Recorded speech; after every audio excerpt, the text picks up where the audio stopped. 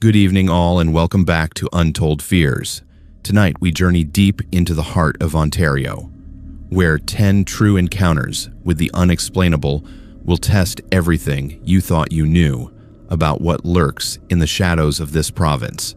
From abandoned farmhouses hiding unspeakable secrets to lakeside properties where things that should not exist have been seen rising from the water.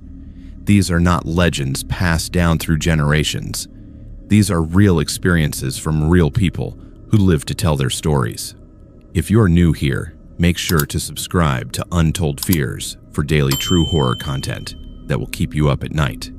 Hit that notification bell so you never miss when the darkness calls.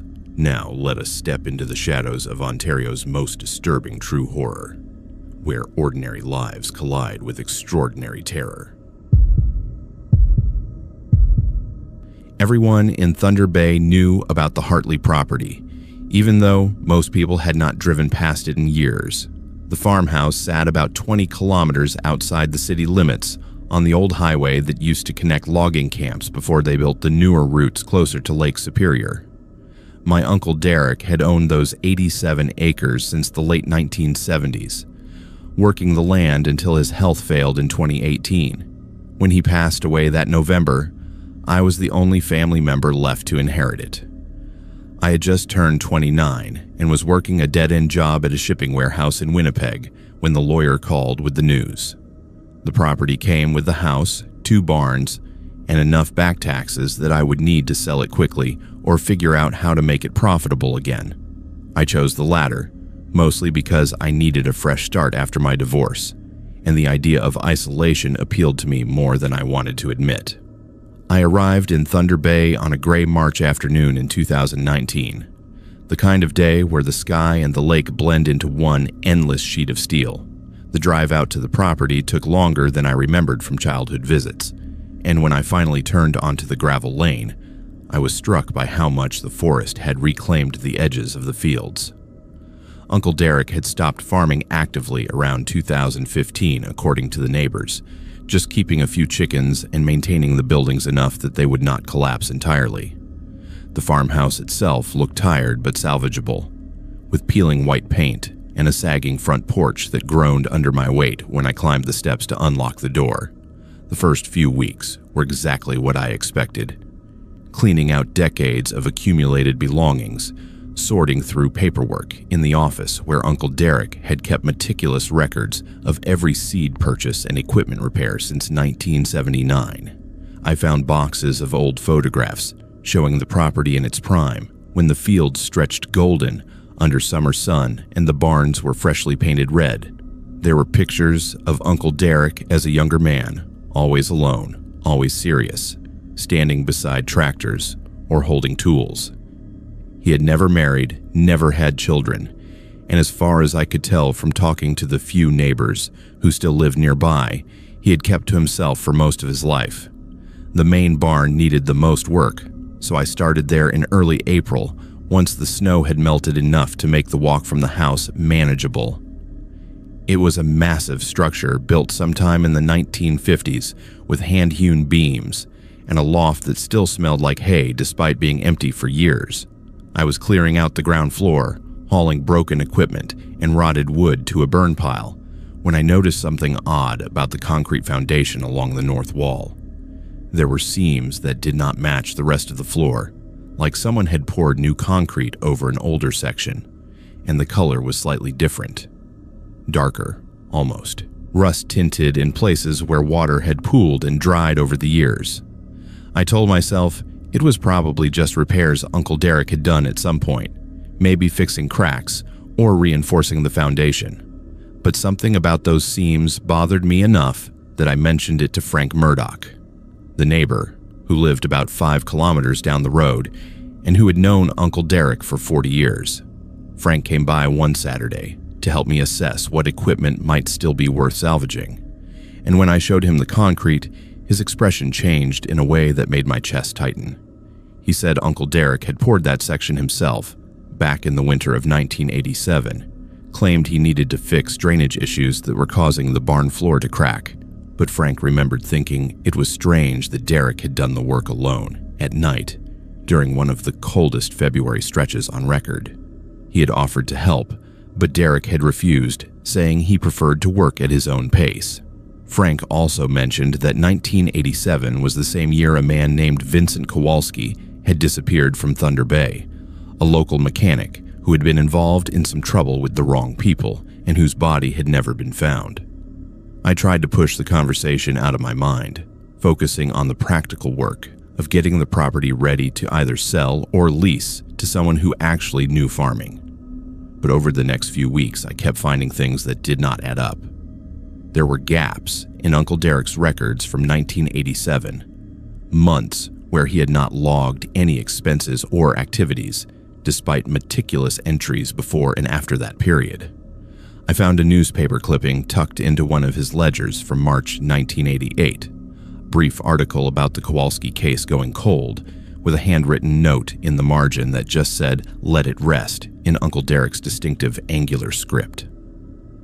By late May, I could not ignore the feeling that I was living on top of something terrible. I started having dreams about the barn, about sounds coming from beneath the concrete, about shadows moving in the loft where no one should be. The isolation that had seemed appealing in March now felt oppressive, like the forest was closing in around the property, and the silence was full of things I did not want to hear. I called the Thunder Bay Police non-emergency line on a Tuesday afternoon, feeling ridiculous as I tried to explain my concerns to the dispatcher.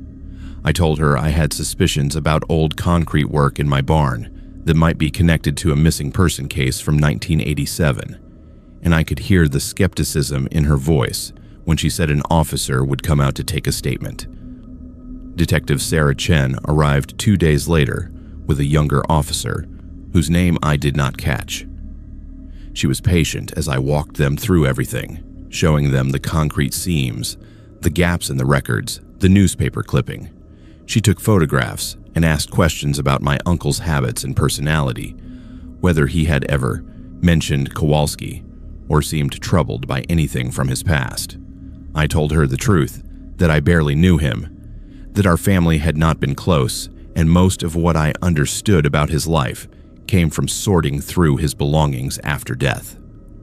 They called me the following week to say they were bringing in a ground-penetrating radar team, that my suspicions warranted further investigation based on some information they had about the Kowalski case that was not public knowledge.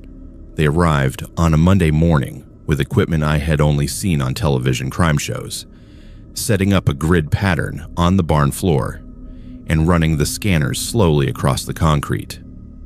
I watched from the doorway, feeling sick to my stomach, knowing that whatever they found would change everything about this property and my connection to it. The radar showed anomalies beneath the concrete in 3 locations, shapes that were consistent with what Detective Chen carefully described as potential remains. They brought in excavation equipment that afternoon, breaking through the concrete I had walked across dozens of times since March, removing chunks to reveal the dark earth underneath. I stood in the yard with Frank Murdoch, who had driven over when he saw the police vehicles, and we did not speak as the hours stretched into evening. They found Vincent Kowalski around 7 in the evening, his body wrapped in tarpaulin and plastic sheeting that had deteriorated over 32 years underground. But they also found 2 others, both unidentified, buried in similar fashion within a few feet of each other. Detective Chen emerged from the barn with an expression I will never forget, a mixture of professional composure and genuine horror, and told me this was now a multiple homicide investigation, and I would need to find somewhere else to stay while they processed the scene. The Thunder Bay Police brought in forensics teams from Toronto and the Provincial Police Major Crimes Unit. Over the next week, they excavated the entire barn floor and discovered a total of 5 bodies, all buried between 1987 and 1994, according to the preliminary assessments. The local news picked up the story within days, describing it as one of the most significant cold case breakthroughs in Northern Ontario history. Reporters camped at the end of my driveway, asking for interviews, wanting to know if I had suspected my uncle was capable of murder, If there had been warning signs, I had ignored. The truth was more complicated and more disturbing than I could explain to strangers with cameras. Uncle Derek had never been charged with anything in his life, had no criminal record, no history of violence that anyone could find, but Detective Chen told me during one of many interviews that the investigation had uncovered connections between the victims and a criminal network that had operated in Thunder Bay during the 1980s and early 1990s, moving drugs and engaging in enforcement activities that often ended in people disappearing. They believed Uncle Derek had either been part of that network or had allowed his property to be used as a disposal site, possibly under duress or in exchange for money he desperately needed to keep the farm running. They identified 3 of the 5 victims by late summer through dental records and DNA. Vincent Kowalski was the first, followed by a woman named Rebecca Timmons, who had disappeared from a Thunder Bay apartment in 1989 and whose family had never stopped searching for answers.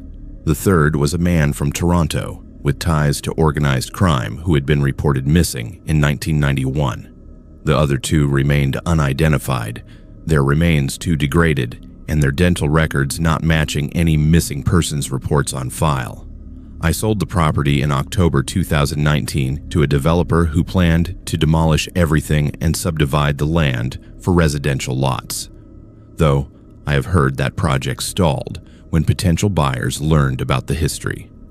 I took a loss on the sale after legal fees and the costs of dealing with the investigation, but mostly I just wanted to be done with it, to sever any connection I had to that place and what my uncle had been involved in. Sometimes I still think about those months living on the property, walking across that barn floor without knowing what was beneath my feet, sleeping in a house where a man who had helped hide murders had lived for decades. Detective Chen told me there was no evidence Uncle Derek had killed anyone himself, that he had likely been a facilitator, someone who provided a service to dangerous people in exchange for something he needed. But that distinction does not matter much when I close my eyes and remember the smell of that barn, or the rust-colored stains in the concrete, or the absolute silence of those northern nights when I was alone with secrets I did not yet know existed. Moving into the Caldwell House in Perth felt like stepping into a postcard from another century.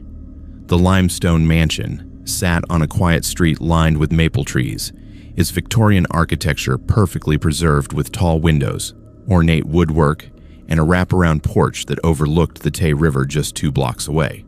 I had been searching for an affordable rental in Eastern Ontario for months while working remotely for a Toronto marketing firm, and when the listing appeared in late September 2021, I could not believe my luck. 3 bedrooms, original hardwood floors, period details throughout, and rent that was almost too good to be true for a property of that size and character. The landlord, an older man named Richard Caldwell, explained during our phone conversation that the house had been in his family since it was built in 1858, and he preferred to rent it to someone who would appreciate its history rather than trying to modernize it into something it was not meant to be. I signed the lease without ever seeing the property in person, which my sister said was reckless, but I was desperate to escape my cramped Toronto apartment, and the remote work arrangement made location less important than usual. Richard met me on move-in day in early October, a distinguished-looking man in his 70s who walked with a cane and spoke with the careful precision of someone who had spent a lifetime choosing his words thoughtfully. He gave me a tour that lasted nearly 2 hours, pointing out which floorboards creaked, where the original servant's staircase led to the second floor, which windows tended to stick in humid weather. He mentioned almost casually that his grandmother had been the last family member to actually live in the house full-time, passing away in 1994, and that since then it had been rented to a series of tenants who rarely stayed more than a year or 2. When I asked why people left so quickly if the house was in such good condition, Richard paused at the base of the main staircase and said some people found the isolation difficult, that living in such an old building alone required a certain temperament. The way he said it made me think there was more to the story, but I was too focused on carrying boxes inside to push for details. That first week felt like a dream. I spent my evenings exploring downtown Perth, a town that seemed frozen in the 19th century with its stone buildings and historic plaques on every corner. The house itself was a joy to inhabit, with rooms that caught the afternoon light perfectly and enough space that I could set up a proper home office in one of the spare bedrooms upstairs. The first incident happened on my 8th night there. I woke around 3 in the morning to the sound of footsteps in the hallway outside my bedroom, slow and deliberate, like someone pacing back and forth. My first thought was that Richard had come by to check on something, and I had somehow not heard him knock or enter. But when I opened my door, the hallway was empty and completely silent. I checked every room on the second floor, then went downstairs to make sure all the doors and windows were locked, which they were. I told myself I was still adjusting to the sounds of an old house settling, that the footsteps were probably just the heating system expanding pipes or something equally mundane. But the footsteps came back the next night, and the night after that, always around 3 in the morning, always in the upstairs hallway. By the end of the first week, I was sleeping with earplugs and trying to convince myself that this was normal for a building that was over 160 years old. Things escalated in mid-October when I started noticing temperature changes that made no sense. I would be working in my office, perfectly comfortable, and suddenly the room would become so cold I could see my breath, only to return to normal temperature within seconds. This happened multiple times a day, with no pattern I could identify, and always accompanied by a feeling that I was not alone, that someone was standing just behind me watching over my shoulder. I called Richard after a particularly unsettling afternoon when every door on the second floor slammed shut simultaneously while I was downstairs making tea. He listened to my concerns with what sounded like genuine sympathy and suggested I might want to speak with the Perth Historical Society, that they could provide context about the house's past that might help me understand what I was experiencing. When I pressed him directly about whether the house was haunted, he said that several previous tenants had reported unusual occurrences, but that he had never personally experienced anything that could not be explained rationally, and that the house had been thoroughly inspected and maintained to modern standards. The Historical Society meeting was held on a Tuesday evening in the basement of a church near the town center. I spoke with a woman named Margaret Fenton, who had researched the Caldwell family extensively for a book she was writing about Perth's founding families. She told me the house had seen significant tragedy over the decades. In 1873, 2 of the original owner's children, both daughters aged 7 and 9, had died of scarlet fever within days of each other.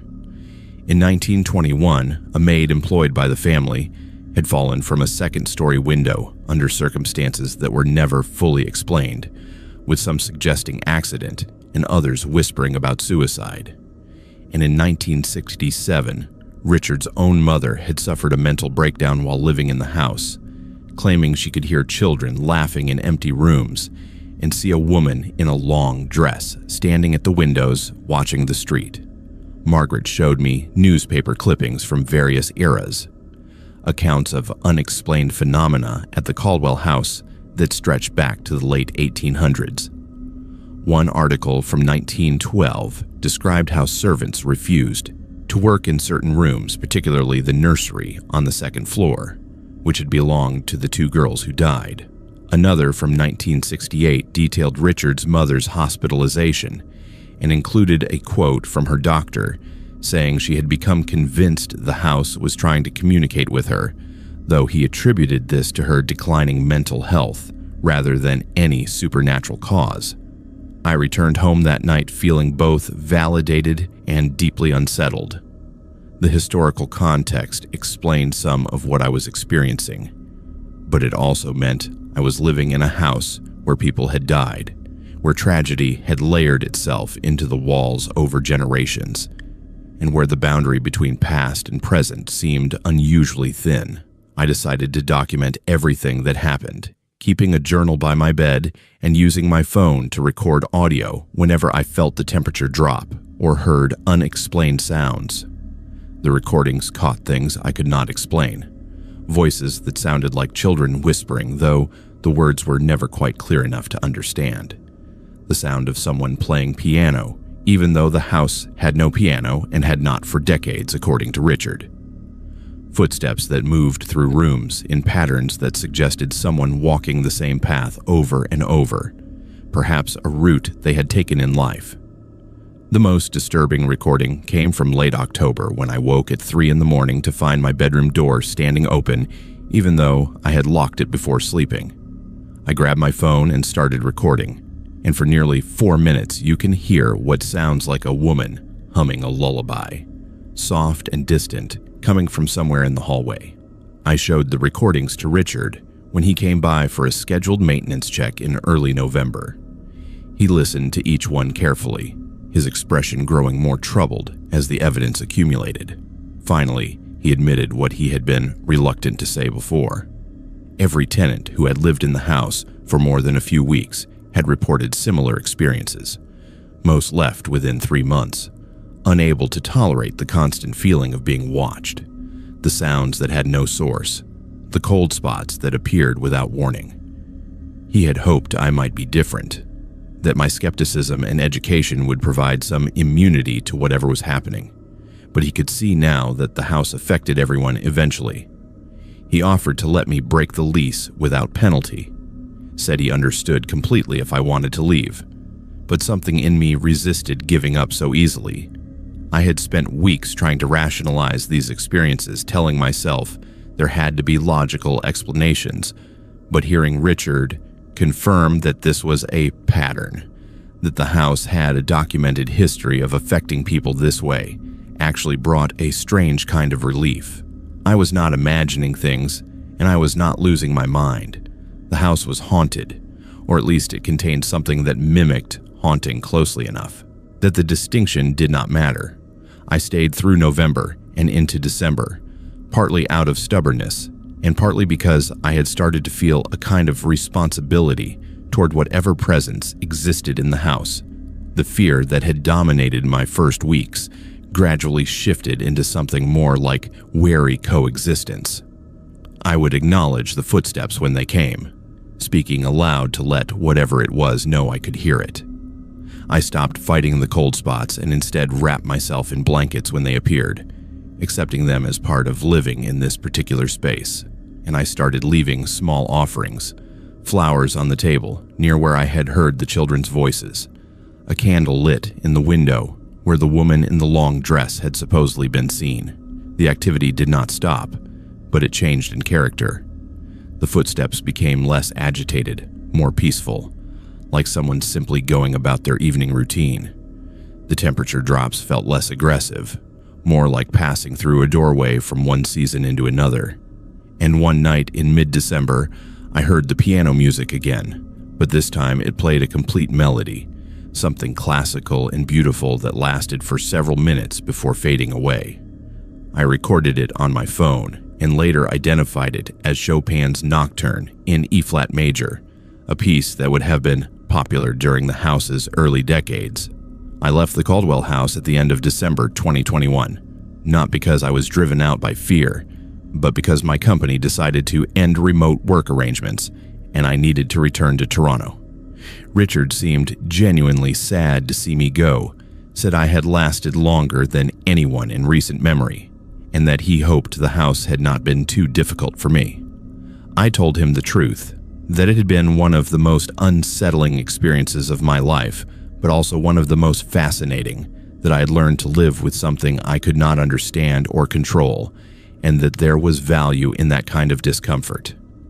Sometimes I think about the Caldwell House, about whether the new tenant is experiencing the same phenomena I did, whether they are frightened or curious or resigned. I wonder if the children who died in 1873 are still there in some way, playing in rooms that no longer exist in the configuration they remember. I wonder if the maid who fell or jumped is the woman at the window, still watching for something, or someone who never came.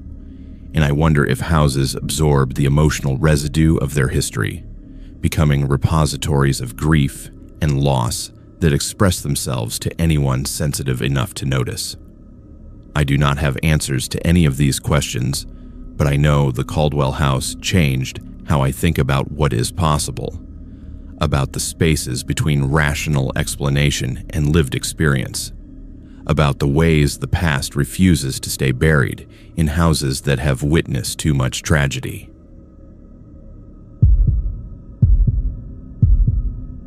Running a farm in the Niagara region was never supposed to be easy, but by the spring of 2020, I was starting to understand just how much work my grandfather had handled before his stroke left him unable to manage the property anymore.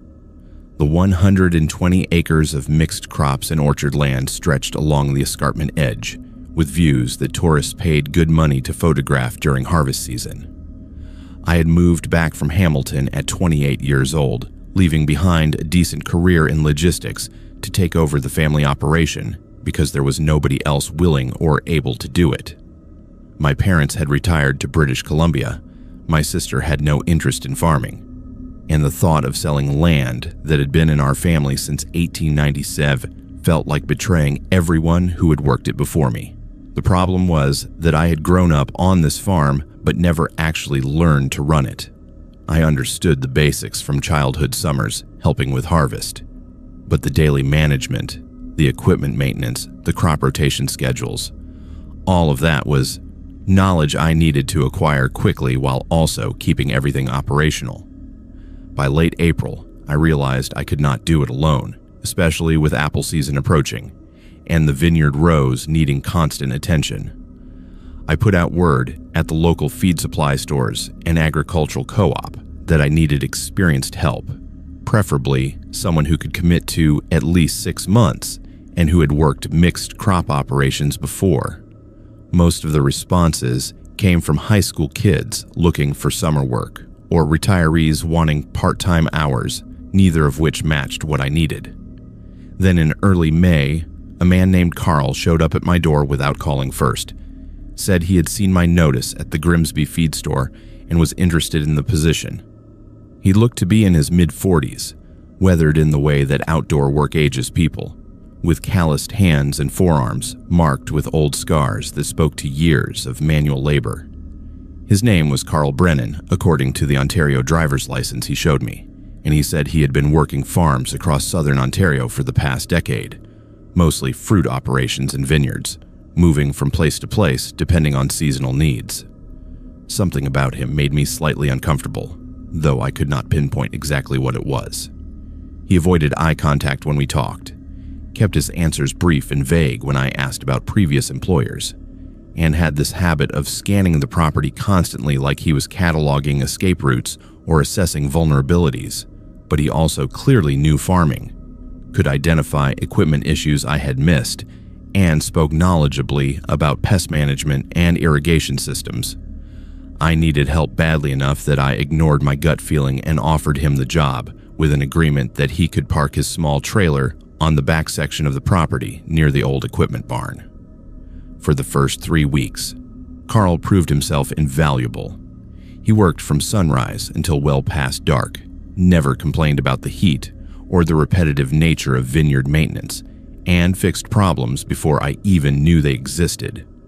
He had a natural ability with machinery that saved me from calling expensive repair services multiple times, and he seemed to understand crop timing in ways that my book learning had not prepared me for. The only oddity was how much time he spent walking the back acreage, the 40 or so acres of mixed woodland and old pasture that bordered a creek running along the property's eastern edge. I rarely went back there myself since it was not actively farmed, just left as wildlife habitat and a buffer zone between our operation and the neighboring hobby farm. When I asked Carl why he was so interested in that section, he said he liked to walk after work to clear his head, that being around all the equipment noise during the day made him crave silence.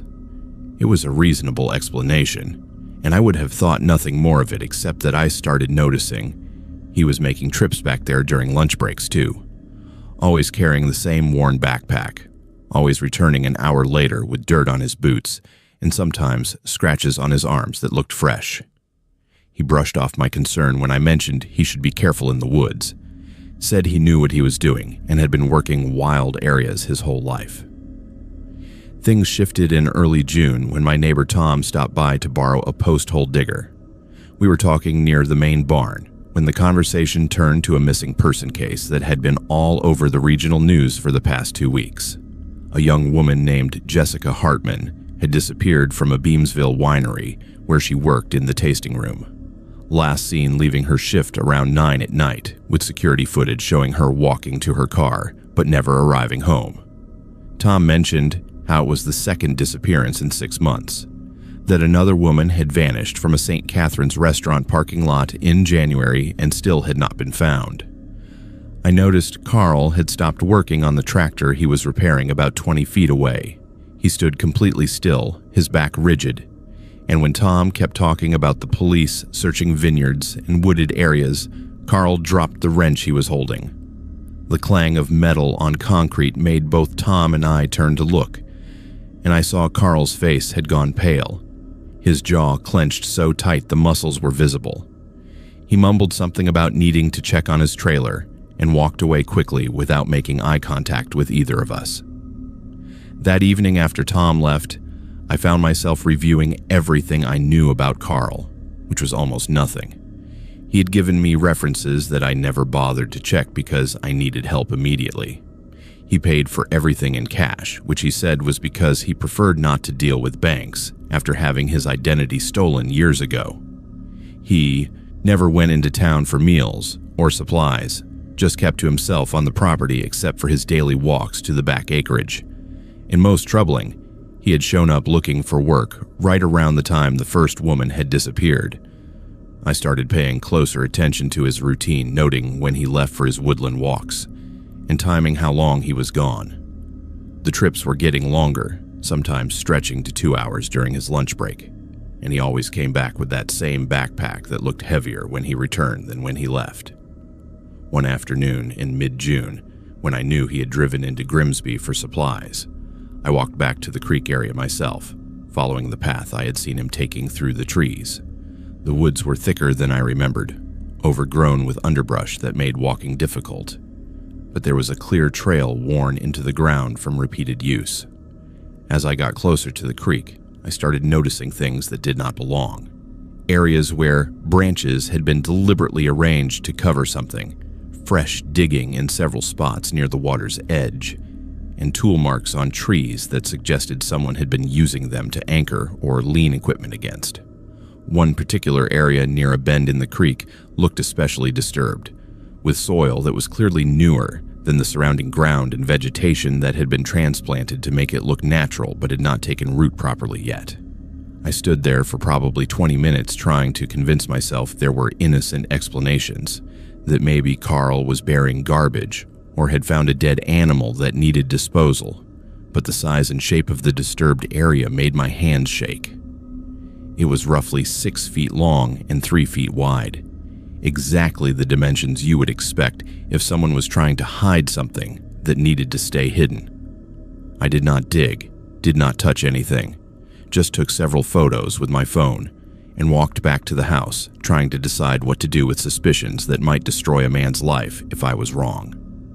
That night, Carl must have sensed something had changed because he avoided me completely, staying in his trailer and not coming out for the evening barn check we usually did together.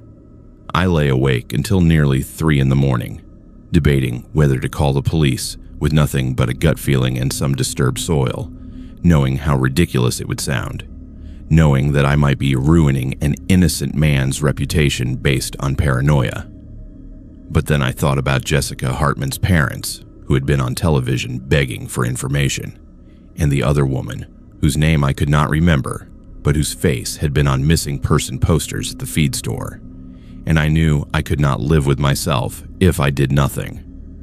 I called the Niagara Regional Police non-emergency line at 7 in the morning and tried to explain my concerns as rationally as possible.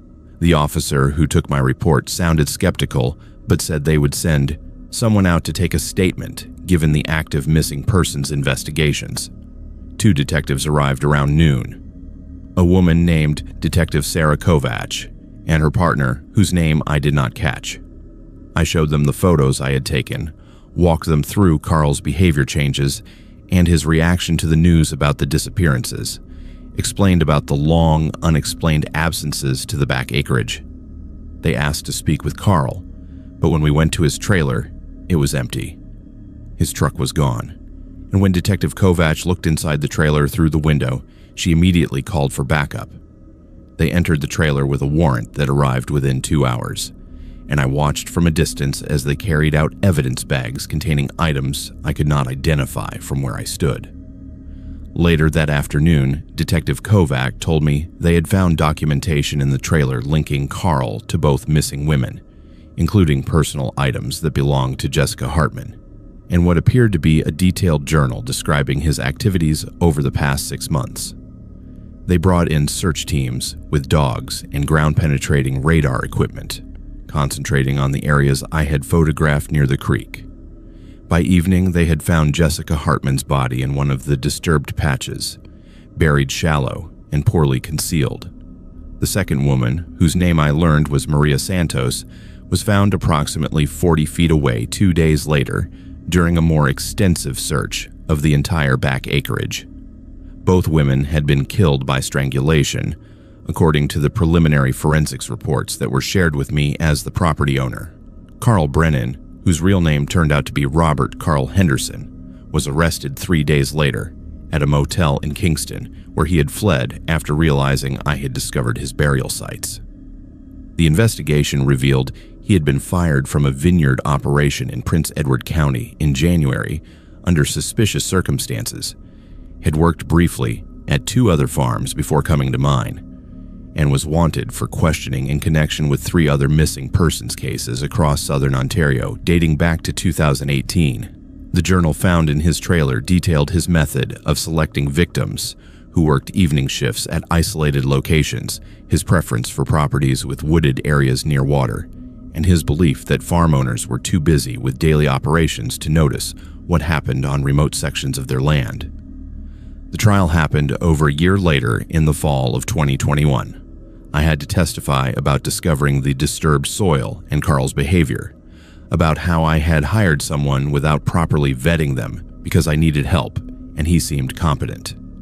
The prosecutor used my testimony to establish how Henderson had deliberately sought out farming positions that gave him access to private land where he could hide evidence, moving from property to property whenever he sensed suspicion or simply when seasonal work ended. He was convicted on 2 counts of first-degree murder with evidence from the journal and forensics tying him to both deaths, and received life sentences with no possibility of parole for 25 years. I sold the farm in 2022, unable to continue working land where 2 women had been murdered, while I went about my daily routine oblivious to their presence. The guilt of not acting sooner, of not checking Carl's references, of ignoring the warning signs that seemed so obvious in retrospect, made it impossible to stay. A development company bought the property and announced plans to turn it into estate homes, which seemed fitting somehow, erasing the agricultural history and replacing it with something that held no memory of what had happened there. Sometimes I think about the moment Carl's wrench hit the concrete, the sound that made me first question who I had invited onto family land, and I wonder how many other farmers across Ontario have hired drifters and seasonal workers without truly knowing who they are or what they might be hiding. The police told me I did the right thing by reporting my suspicions, that I potentially saved other lives by preventing Henderson from continuing his pattern, but that reassurance does not stop the dreams, where I am walking through those woods, finding disturbed soil everywhere I look, knowing that beneath the ground are answers to questions families should never have to ask. Taking a summer job at Clearwater Lodge in Muskoka seemed like the perfect escape after finishing my 3rd year at Ryerson University in Toronto. I was 21 that May of 2018, burned out from exams and desperate for 3 months of fresh air and decent pay before my final year started in September. The lodge was one of those upscale wilderness retreats that catered to wealthy families and corporate groups, offering guided canoe trips and fishing expeditions on lakes that still looked like they did 100 years ago. The job posting promised staff accommodation, meals included, and tips that would supposedly cover most of my tuition for the fall semester. What it did not mention was the isolation, how far we would be from anything resembling civilization, or the fact that the nearest town with a proper police station was over an hour away, on roads that became impassable during heavy rain. I arrived at Clearwater Lodge in late May, driving north from Toronto through increasingly remote highways until I turned onto a gravel road that wound through dense forest for another 30 minutes before reaching the property.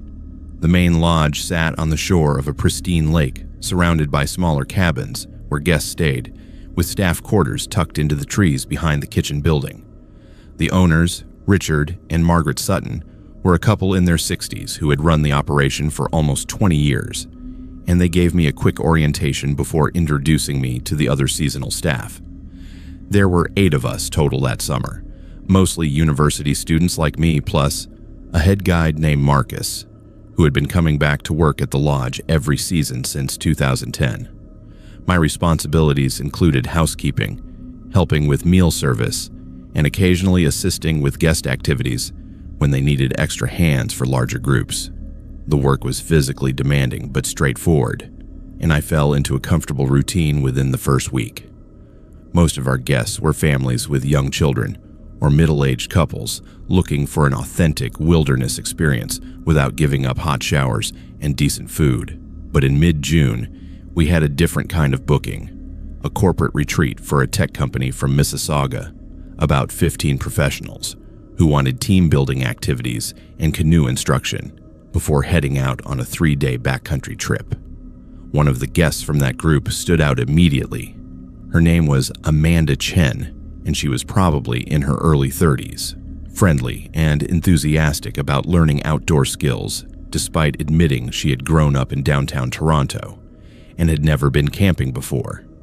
She asked detailed questions during the canoe safety demonstration, took notes during Marcus's orientation about reading topographic maps and identifying landmarks, and seemed genuinely excited about the upcoming trip. We talked briefly during dinner service the night before the group departed, and she mentioned this was her first real vacation in 2 years, that she had been working 80-hour weeks and needed to disconnect completely from technology and work stress. The corporate group left early on a Thursday morning in late June, paddling out in a convoy of 6 canoes loaded with camping gear and food supplies. Marcus was leading them, along with another experienced guide named Trevor, who worked summers at the lodge while teaching high school in Barrie during the school year. The plan was straightforward: paddle north to a designated campsite on the next lake, spend 2 nights there doing team-building exercises, then return to the lodge by Sunday afternoon. Richard emphasized to the group that they would be truly off-grid during this time. No cell service, no emergency communication except for the satellite phone Marcus carried, and that they needed to follow all safety protocols exactly as instructed. Sunday afternoon came and went with no sign of the group returning. Richard was not immediately concerned, mentioning that delays were common when inexperienced paddlers got tired or weather slowed progress. But when darkness fell and they still had not arrived, he tried calling Marcus on the satellite phone. It rang through, but nobody answered, which was unusual but not unprecedented if Marcus had the phone packed away in a dry bag or was in the middle of navigating a difficult stretch of water. By Monday morning, Richard was genuinely worried. He took one of the lodge canoes and paddled out to the campsite location himself, returning 5 hours later with an expression that made my stomach drop before he said anything. The corporate group was gone from the designated campsite. All their gear was packed up and the fire pit was cold, suggesting they had left the previous morning as planned. But Marcus and Trevor had told Richard over dinner the night they arrived at the campsite that the group was struggling more than expected, that several people were developing blisters and one woman was feeling ill from sun exposure, and they might need an extra day before attempting the return paddle. More troubling was what Richard found about half a kilometer from the campsite. One of the canoes pulled up onto shore and partially hidden in underbrush, with 2 paddles left beside it but no sign of who had been using it or why they would abandon equipment. Richard called the Ontario Provincial Police from the lodge's landline, and by Tuesday afternoon we had search and rescue teams arriving by floatplane and setting up a command post in the lodge's main dining room. They interviewed all the staff about the group's departure, about Marcus and Trevor's experience levels, about typical routes and any hazards that might cause problems for inexperienced paddlers. I told them about my conversation with Amanda, how excited she had seemed, how she had mentioned wanting to disconnect completely from her normal life. The officer taking my statement wrote everything down carefully, but I could see he was most concerned about the timeline, about why a group that should have returned Sunday afternoon had seemingly vanished without any distress calls or obvious signs of trouble. The search expanded over the following days, with helicopters flying grid patterns and rescue boats checking every inlet and island in the region. They found the rest of the canoes on Wednesday, all beached on a small island about 8 kilometers from the designated campsite in a direction that made no sense given their planned route. The canoes contained most of the camping gear, but the food supplies were gone, as were the personal backpacks belonging to the guests. More disturbing was the condition of one canoe, which had what appeared to be blood on the gunwale edge and a long crack in the hull, consistent with hitting rocks at high speed. I watched the search operations from the lodge, still expected to maintain normal duties for the handful of guests who had not canceled their reservations after news broke about the missing group. The atmosphere was surreal, serving breakfast to families on vacation while rescue teams coordinated search patterns and dive teams prepared to check deeper water sections. Margaret had to close the kitchen on Thursday when 3 staff members quit without notice, too frightened to stay in a place where 15 people could simply disappear. I considered leaving too, but something kept me there. Maybe a sense of responsibility to Amanda and the others. Maybe just morbid curiosity about what could have happened. On Friday afternoon, they found the first body. A diver searching the water near where the canoes had been discovered located Trevor, floating approximately 20 feet below the surface, caught in submerged tree branches from an old logging operation. The cause of death was listed as drowning, but the autopsy later revealed blunt force trauma to the back of his head, consistent with either hitting something during a fall or being struck by a hard object. The discovery shifted the entire search operation, with investigators now treating this as a potential crime scene rather than just a wilderness accident. Marcus was found 2 days later, on Sunday morning, by a search team checking a rarely used portage trail between lakes. His body was partially concealed under fallen branches, about 30 meters off the main trail, and unlike Trevor, the cause of death was immediately obvious. He had been shot twice in the chest with what investigators later determined was a 9mm handgun. The revelation that someone had brought a firearm into the wilderness and used it to kill the head guide changed everything about how authorities understood what had happened to the corporate group. The investigation that followed consumed the rest of the summer and made national news. Clearwater Lodge closed permanently in July, unable to recover from the publicity and the constant presence of police and media on the property. I gave multiple statements to OPP detectives who were trying to piece together what had gone wrong during that canoe trip, whether there had been conflicts within the group that might have escalated, whether Marcus or Trevor had mentioned any concerns about specific individuals. The working theory that emerged over months of investigation was that someone in the corporate group had a violent breakdown, possibly triggered by the stress and isolation of the wilderness environment, and had attacked the guides before fleeing with others who may have been forced to go along, or who panicked and scattered into the forest. They never found Amanda Chen or any of the other 13 corporate guests. The search continued sporadically through the fall of 2018 with specialized teams checking areas that were inaccessible during summer, but Algonquin Park and the surrounding wilderness comprises thousands of square kilometers of forest, lakes, and terrain where a person could disappear completely if they walked far enough from established routes. The OPP eventually classified it as an active missing persons investigation with strong suspicion of foul play, but without bodies or witnesses. There was limited progress beyond identifying that something terrible had happened on that island where the canoes were found. I never went back to Muskoka after that summer. The experience of watching a search operation fail to find people who should have been easily located in a defined area haunted me in ways I still struggle to articulate. I changed my major that fall from environmental studies to social work, maybe because I needed to feel like I was helping people in concrete ways rather than appreciating wilderness that suddenly seemed hostile and dangerous. Sometimes I search online for updates about the Clearwater Lodge disappearances, hoping that someone has finally been found, or that new evidence has explained what happened during those missing days between Thursday morning when the group broke camp and Sunday afternoon when they should have returned. The detail that bothers me most is thinking about Amanda Chen, who was so excited about disconnecting from technology and experiencing something authentic, and how that desire for wilderness adventure became something none of them survived or returned from. Marcus and Trevor knew those lakes better than almost anyone, had guided hundreds of trips over the years without serious incident, yet something happened that was violent enough to leave one dead in the water and another shot twice and hidden off a trail.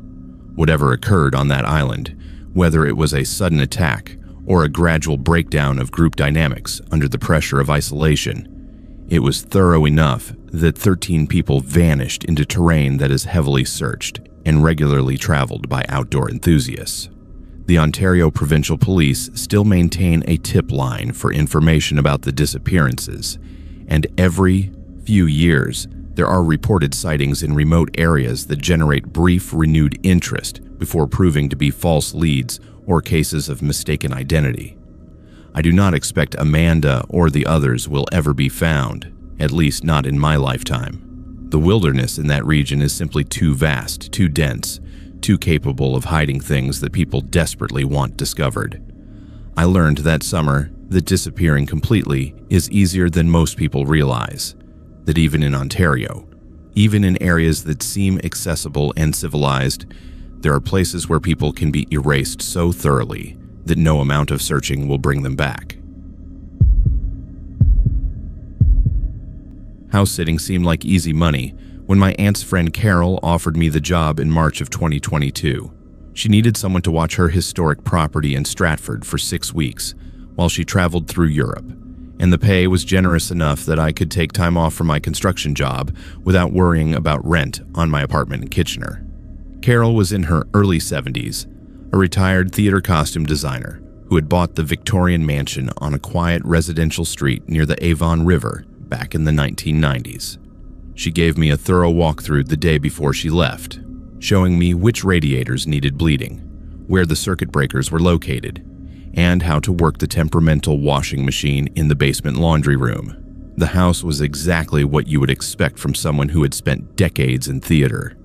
Every room was decorated with period furniture, vintage photographs in ornate frames, and shelves full of leather-bound books that looked like they belonged in a museum. Carol mentioned the house had been built in 1889 by a lumber baron named Theodore Whitmore, and that much of the original interior remained intact, including the elaborate crown molding, pocket doors between rooms, and a servant's staircase that connected the kitchen to the second-floor bedrooms. She seemed proud of the property's history, walking me through each floor and pointing out architectural details that most people would never notice. What Carol did not mention, or maybe chose not to emphasize, was how many rooms the house contained.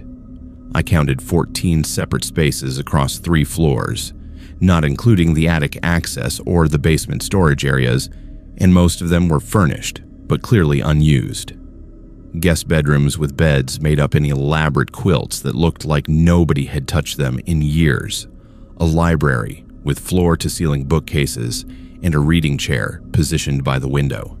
a sewing room filled with Carol's old theater equipment, dress forms standing like silent witnesses in the corners. The sheer size of the place meant that I spent most of my time in just 3 rooms: the main floor kitchen, the living room with the television, and the second floor bedroom Carol had designated for me to use. The first 2 weeks passed without incident. I established a routine of checking the house each morning to make sure nothing had leaked or broken overnight, spending my days exploring Stratford and catching shows at the Festival Theater, then returning in the evenings to make dinner and watch television before bed. The isolation did not bother me initially. In fact, I appreciated having space to myself after years of living in cramped apartments with thin walls and noisy neighbors.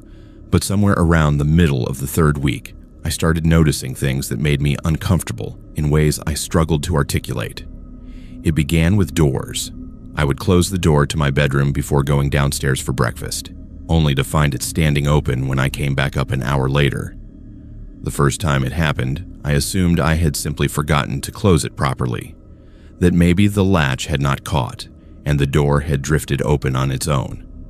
But it kept happening. Always the same door, always standing wide open in exactly the same position when I returned. I started testing it, making sure the latch clicked firmly into place, even leaning against the door to confirm it was secure. Within an hour, it would be open again. Then I started noticing sounds from parts of the house I was not using. Footsteps on the 3rd floor, directly above my bedroom, slow and deliberate, like someone pacing back and forth, creaking from the attic access panel in the hallway ceiling, as though someone was putting weight on it from above. The sound of doors closing in distant rooms. That distinctive click of a latch catching that you cannot mistake for anything else. At first, I tried to rationalize these sounds as normal house settling, the kind of noises that any old building makes as temperatures change and materials expand or contract. But the footsteps had rhythm and pattern. The door sounds came at specific times, usually between 2 and 4 in the morning, and the attic creaking seemed to follow me as I moved through the 2nd floor hallway. By the 4th week, I could not ignore the feeling that I was being watched. It was strongest in the upstairs hallway, that specific stretch between my bedroom and the main staircase, where the servants' stairs also emerged from a narrow door most people would not notice. I would walk that hallway and feel the hairs on the back of my neck stand up, feel my breathing get shallow, feel an overwhelming urge to turn around and look behind me even though I knew, rationally, that nobody else was in the house. The feeling got so intense that I started taking the main staircase down and then walking all the way around through the 1st floor to reach different 2nd floor rooms, just to avoid passing through that particular section of hallway. One Tuesday evening in early April, I decided I needed to systematically check every room in the house to prove to myself that I was alone. I started on the 3rd floor, opening each door and turning on every light, looking in closets and behind furniture, confirming that the spaces were empty except for Carol's stored belongings and unused furniture. The 3rd floor had 5 rooms, all showing clear signs of disuse with dust on surfaces, and air that smelled stale from lack of circulation. I worked my way down to the 2nd floor, checking the 4 guest bedrooms, the bathroom, the sewing room, finding nothing except the expected contents of a home that had been carefully maintained but not fully inhabited. It was when I opened the door to the linen closet at the end of the 2nd floor hallway that I found the first thing that should not have been there. Behind the stacked sheets and towels pushed back, against the wall where you would not see it unless you moved everything aside, was a small pile of food wrappers and an empty water bottle.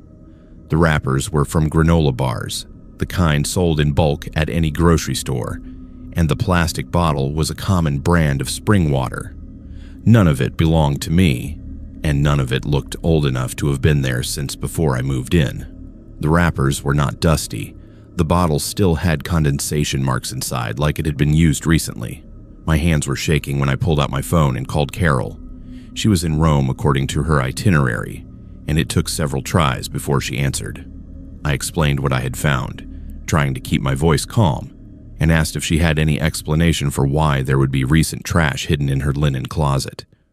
The silence on the other end of the line stretched long enough that I thought we had lost connection. Then she said something that made my chest tighten with genuine fear.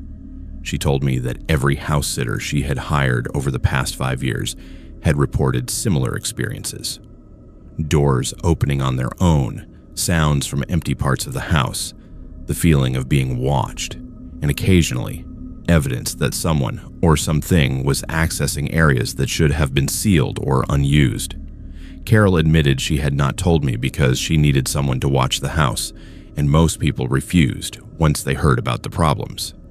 She said she had called police multiple times over the years, that they had searched the property thoroughly and found nothing, no signs of forced entry, no evidence of anyone living in the spaces between walls or hiding in the attic. One officer had suggested that the house's age and complex layout created acoustic anomalies that made sounds seem to come from impossible locations, that the door issue might be related to foundation settling affecting how frames sat in their openings. But Carol knew, and I could hear it in her voice, that something about the house was not right, that it had been not right since she bought it 30 years earlier. After hanging up, I stood in that hallway for a long time, trying to decide whether to leave immediately or finish the remaining 2 weeks. I needed the money, needed it badly enough that walking away felt financially irresponsible, but staying meant sleeping in a house where someone or something had been present without me knowing, had been close enough to hide trash in a closet I passed multiple times every day. I decided to set up my phone to record video overnight, positioning it to capture the hallway outside my bedroom door, hoping that I would either catch evidence of an intruder or prove that nothing was happening and I was just experiencing paranoid delusions brought on by isolation. The video I captured that night showed my bedroom door opening at 2:47 in the morning. Not slowly like wind or settling would cause, but deliberately, with the handle turning down and the dieter swinging inward in one smooth motion. The camera angle did not capture what was on the other side, just the door opening and then nothing happening for nearly 3 minutes before the door closed again in the same deliberate way. I watched that footage at least 20 times, zooming in as far as the phone's camera quality allowed, looking for strings or mechanical explanations, finding nothing that explained how a door with a latching handle could open and close on its own. I moved my sleeping location to the first-floor living room, after that dragging blankets down and setting up on the couch where I could see both the main entrance and the base of the staircase. I did not sleep well, waking at every small sound, but at least I felt like I had some control over my environment rather than being trapped in a second-floor bedroom with a door that would not stay closed. The footsteps continued overhead, now clearly audible from my new position, pacing back and forth in what I knew was the empty hallway between guest rooms. On my last full day at the house, I decided to check the basement more thoroughly. Carol had only shown me the laundry area during her initial walkthrough, but the basement was much larger, extending under most of the house's footprint with multiple storage rooms and what looked like old servants' quarters from when the house would have had live-in staff. Most of the basement rooms contained exactly what you would expect: holiday decorations in labeled boxes, old furniture covered with sheets, shelves full of theatrical props and costume pieces from Carol's career. But in the furthest room, behind a heavy wooden door that stuck when I tried to open it, I found a space that looked like someone had been living there. There was a sleeping bag spread on the concrete floor, a battery-powered lantern, and several cardboard boxes containing food supplies, mostly non-perishables like crackers and canned goods. A plastic bucket in the corner had clearly been used as a makeshift toilet, and the smell in that room was overwhelming, a mixture of human waste and stale air that made me gag.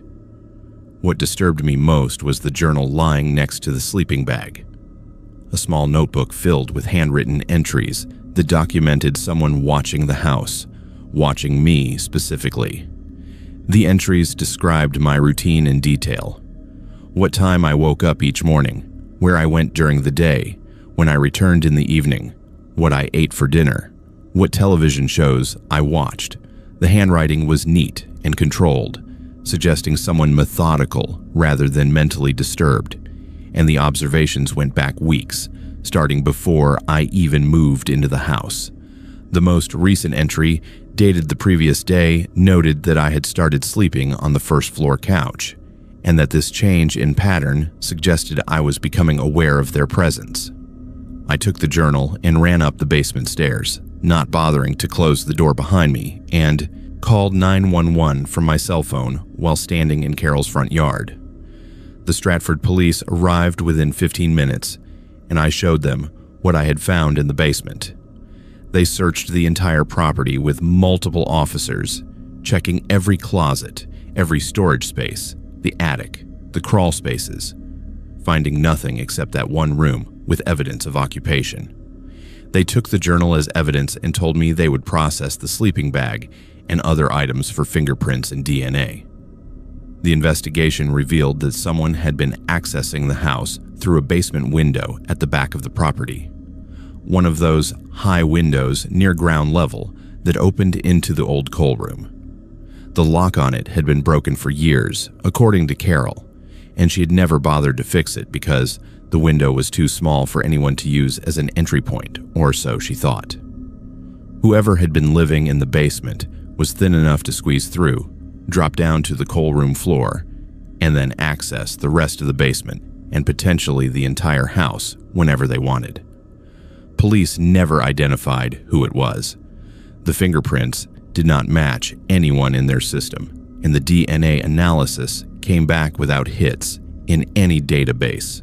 Carol had the basement window permanently sealed and installed a comprehensive security system throughout the house, but she told me later that she was considering selling the property, that knowing someone had been living there without her knowledge for potentially years had destroyed any sense of safety she once felt. I finished the final 3 days of my house-sitting commitment, but did not sleep at all during that time. Just sat in the living room with all the lights on waiting for dawn. Sometimes I think about that journal and the detailed observations of my daily life. I think about how many times I walked past that basement door without knowing someone was down there, watching me through cracks in floorboards or listening to my footsteps overhead. I think about the bedroom door that kept opening, and I wonder if it was their way of testing whether I would investigate, whether I would come looking for them, or whether they simply enjoyed the psychological game of making me doubt my own perceptions. Most of all, I think about the fact that they were never caught, that somewhere in Stratford, or maybe somewhere else entirely, there's a person who knows how to live inside someone else's home without being detected, who finds satisfaction in documenting the routines of people who believe they are alone.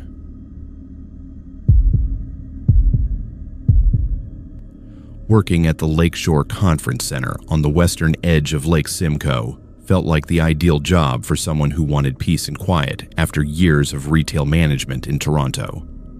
I was 32 when I accepted the position as facilities coordinator in April of 2017, responsible for maintaining the property, organizing event logistics, and overseeing the small staff that handled housekeeping and food service for corporate retreats and wedding bookings.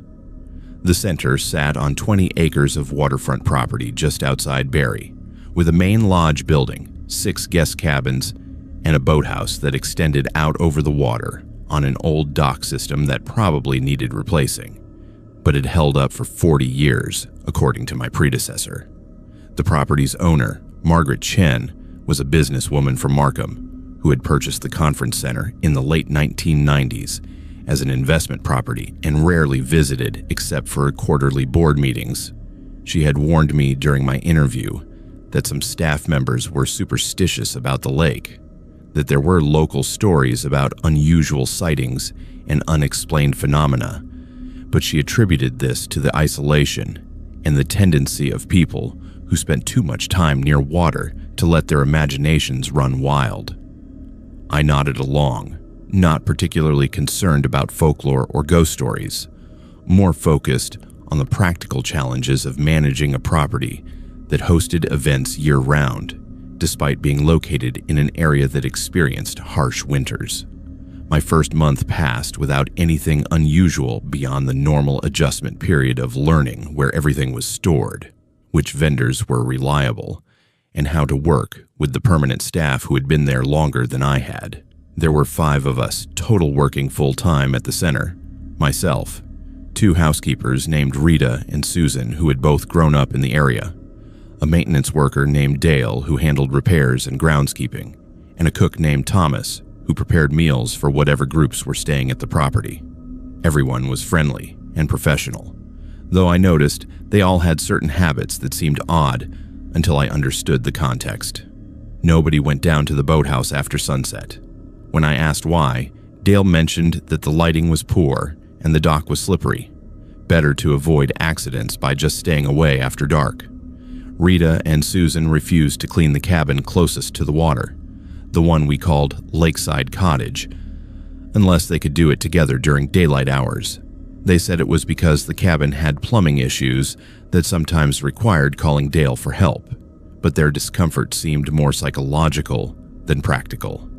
And Thomas would sometimes pause while working in the kitchen, staring out the window that overlooked the lake before shaking his head and returning to his tasks without explanation. The first incident that made me question whether there was substance to the local superstitions happened in late May. We were hosting a pharmaceutical company retreat, about 40 people spread across the cabins and main lodge, with team-building activities scheduled on the beach and group dinners in our main dining hall. On the second night of their stay, around 11 in the evening when I was doing my final property check before heading home to my apartment in Barrie, 3 of the guests came running up from the beach area looking genuinely frightened. They said they had been walking along the shoreline when they saw something in the water about 50 meters offshore. Something large that was moving against the current and creating a wake that did not match any boat or known aquatic animal. I went down to the beach with them, bringing a powerful flashlight we kept for emergencies, and scanned the water where they pointed. The lake was calm that night, with barely any wind, and visibility was decent under a nearly full moon. At first, I saw nothing except the normal play of light on water, the gentle movement of small waves reaching the shore. But then, about 60 meters out, I saw what they were talking about. Something dark was moving through the water, creating a disturbance pattern that suggested something large just beneath the surface.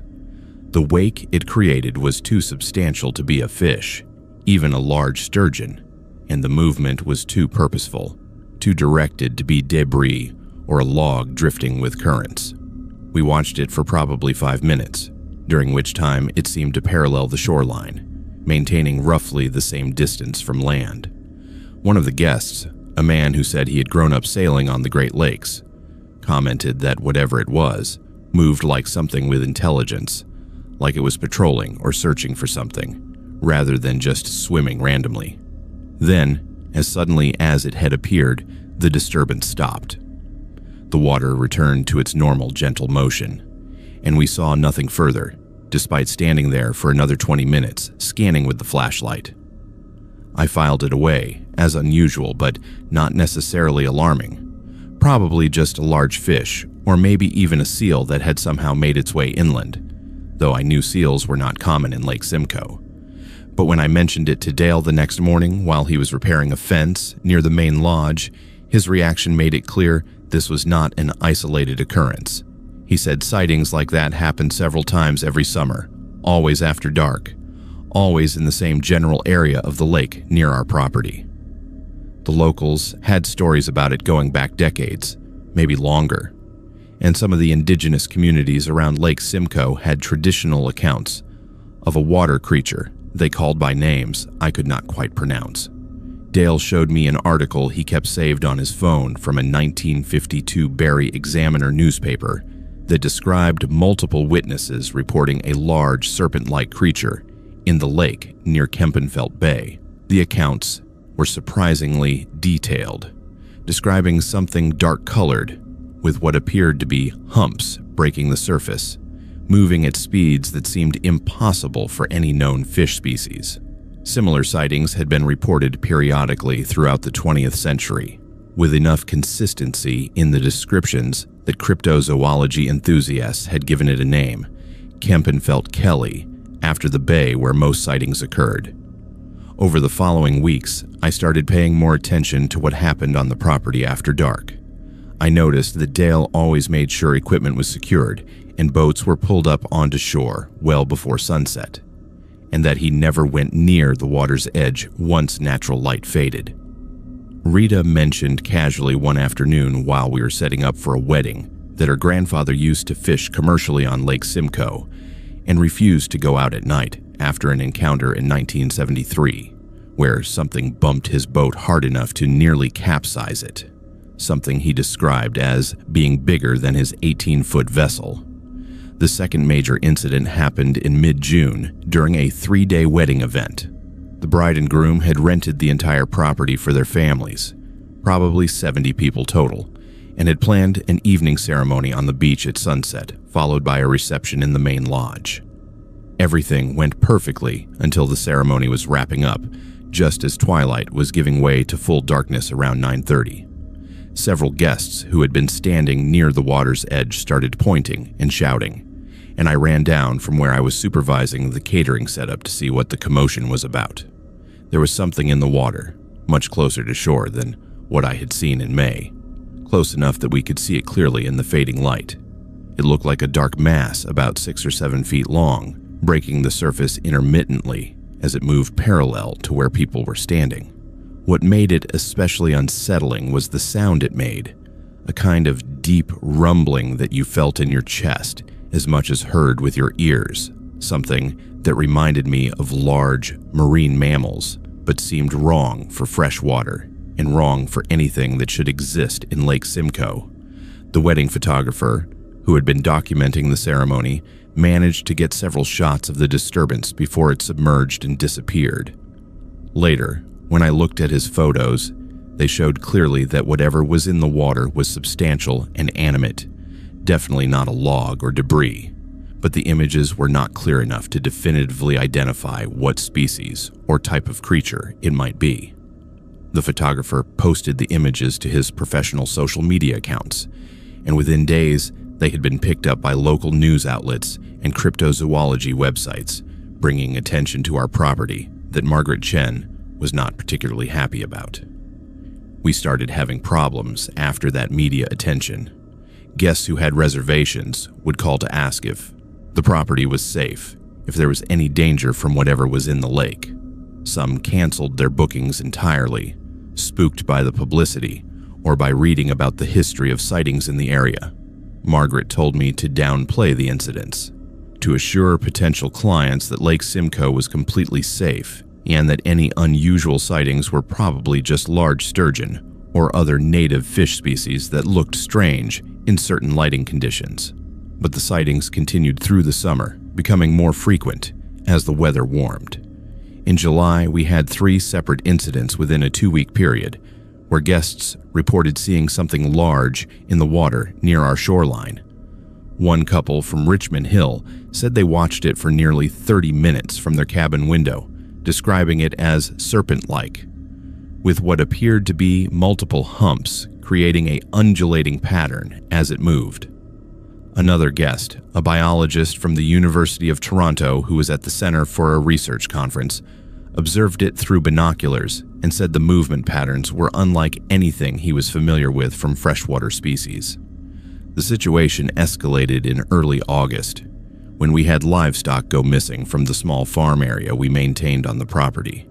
Margaret had always kept a few chickens and goats for decorative purposes and to provide fresh eggs for guests, and they were housed in coops and pens about 100 meters from the waterline. Over 3 consecutive nights, we lost 5 chickens and one of the young goats, with no obvious sign of how a predator had accessed the enclosures. Dale checked for holes in the fencing, for signs of bears or coyotes, finding nothing that explained how something had gotten in and removed the animals without leaving blood or feathers or any normal evidence of predation.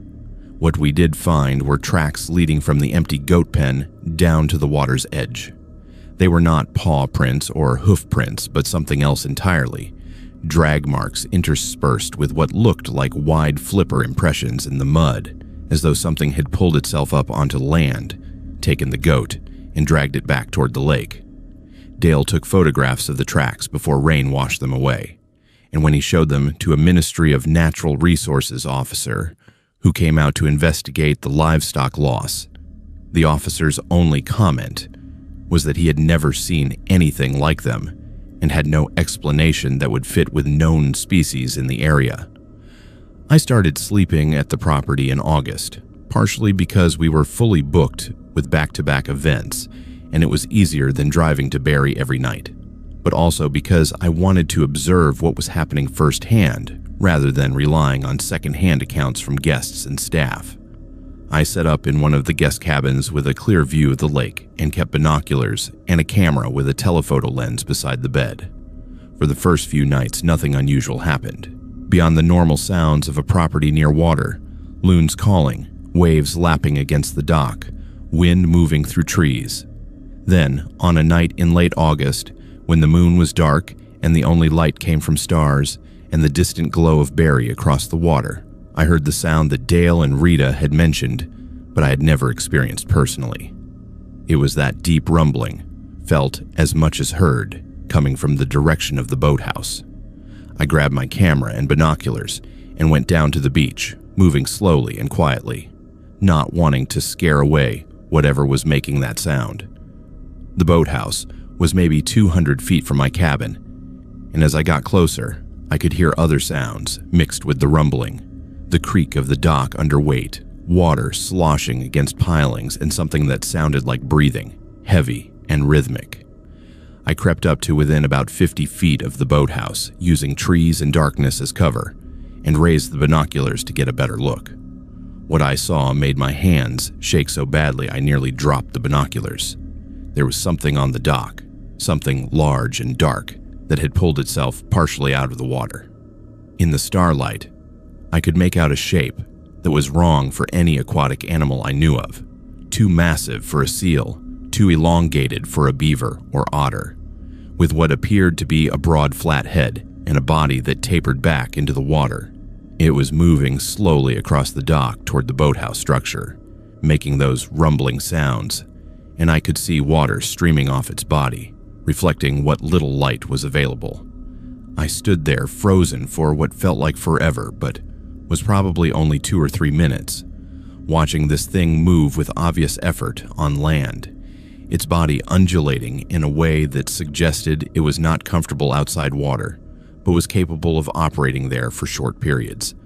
Then, as suddenly as it had appeared, it slid back into the lake with barely a splash, and the rumbling sound faded as it moved away from shore.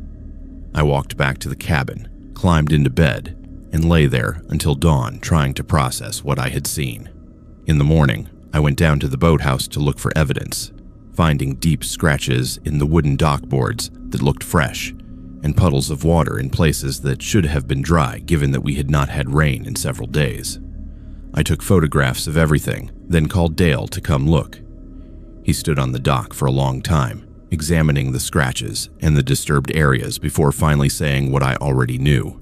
Whatever was living in the lake near our property was not just passing through, it was actively using our shoreline for purposes we did not understand, and it was substantial enough to damage our infrastructure and take livestock when it wanted to. I reported everything to Margaret, including my own sighting and the physical evidence on the dock. She was silent for a long time after I finished talking, then told me she had known about the sightings since before she bought the property in 1999, that the previous owner had sold it at a significant discount because guests and staff had been reporting unusual activity for years. She had gambled that the sightings would stop or that she could manage the property successfully despite them. But the recent escalation in frequency and the media attention had made her reconsider whether the business was viable.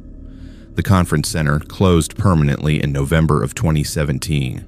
Margaret cited maintenance costs and declining bookings, but everyone who worked there knew the real reason. The property sold in early 2018 to a developer who planned to tear down the existing structures and build luxury condominiums. though last I heard the project had stalled indefinitely after the new owners also experienced unusual incidents and decided the location was not suitable for residential development. I moved to a similar position at a hotel in Aurelia, staying away from waterfront properties, preferring the relative safety of urban environments where the only mysteries were of the human variety. But sometimes I think about that night on the dock, watching something that should not exist pull itself onto land and move through our property with clear purpose and intelligence.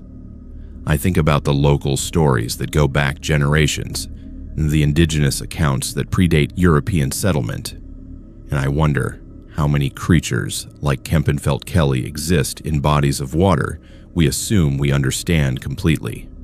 Mostly, I wonder what it wanted when it came onto our dock, what it was doing in the boathouse, and whether whatever lives in Lake Simcoe is still there, still occasionally coming ashore, still being seen by people who have no framework for understanding what they are witnessing.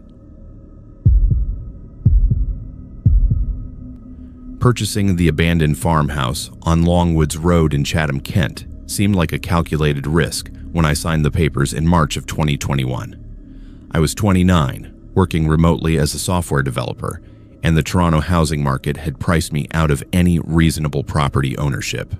The farmhouse had been vacant for 7 years, according to the real estate listing, sitting on 5 acres of overgrown land about 15 minutes outside of Melbourne. And the price was so low that I assumed there were structural issues or environmental problems that would explain the discount. What the listing did not mention, and what the real estate agent carefully avoided discussing until after the sale closed, was the property's history of unexplained phenomena that had driven away 3 previous owners in less than 15 years. The house itself dated back to 1842, one of those solid stone constructions that early Scottish settlers built to last generations, with walls nearly 2 feet thick and small windows designed to retain heat during harsh Ontario winters. The interior had been updated minimally over the decades, with electrical wiring that looked like it dated from the 1960s, and plumbing that functioned but needed constant attention. My plan was to renovate slowly while living there, upgrading systems as I could afford them, turning the property into something I could eventually sell for a decent profit or settle into long-term, depending on how remote work evolved. I moved in on a Saturday in early April, hauling boxes of belongings and basic furniture into rooms that smelled of damp plaster and old wood. The house had a strange layout, typical of additions made over different eras, with the original 2-room stone structure forming the core and various wooden extensions added in the late 1800s and early 1900s, creating a maze-like arrangement of bedrooms, pantries, and storage areas that did not follow any logical flow.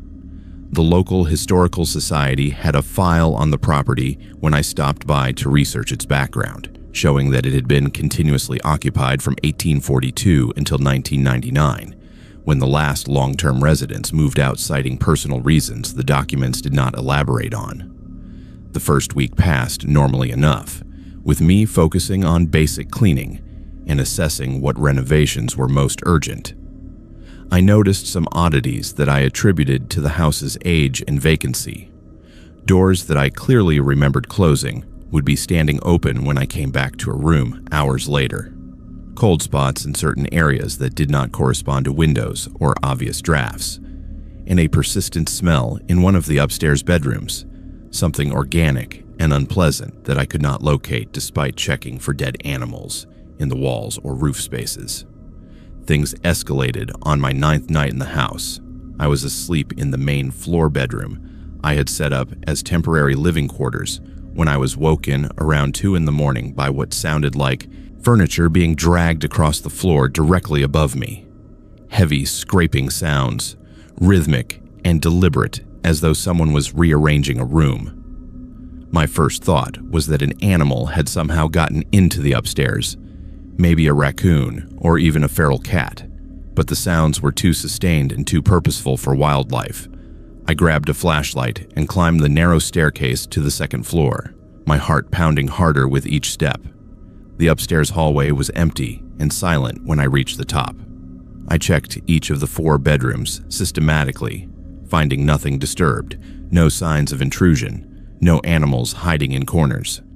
The furniture in every room was exactly where it had been when I had last been up there during daylight. I stood in the hallway for several minutes, listening, hearing only the normal settling sounds of an old house and my own breathing. Then, just as I was convincing myself I had imagined the whole thing or had been woken by a dream, the scraping sound started again, this time seemingly coming from the attic space above the 2nd floor. I did not have easy access to the attic. The only entry point was a small hatch in the ceiling of the upstairs hallway, one of those pull-down ladder arrangements that looked like it had not been used in decades. I dragged a chair over, stood on it, and pushed the hatch panel up, immediately releasing a cascade of dust and the smell of old insulation. The scraping had stopped again, but I pulled the ladder down anyway and climbed up into darkness, sweeping my flashlight beam across an attic space that ran the length of the original stone structure. What I found up there made no sense given that the house had been vacant for 7 years. There were recent disturbances in the dust on the floor, paths where something or someone had walked repeatedly between the hatch opening and the far end of the attic. More unsettling was an area near the stone chimney where items had been arranged in a precise circle, old farm tools, pieces of broken furniture, and what looked like stones from the property arranged in a pattern that seemed deliberate rather than random.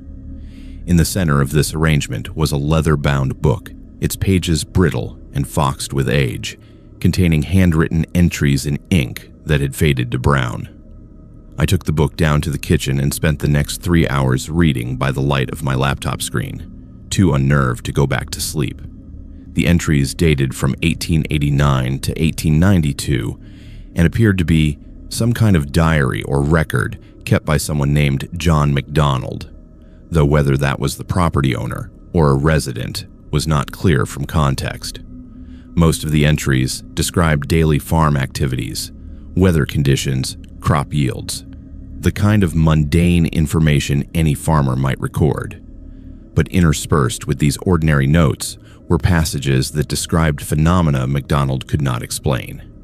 He wrote about objects moving on their own, tools that would be in completely different locations from where he had left them, doors that refused to stay closed or latched.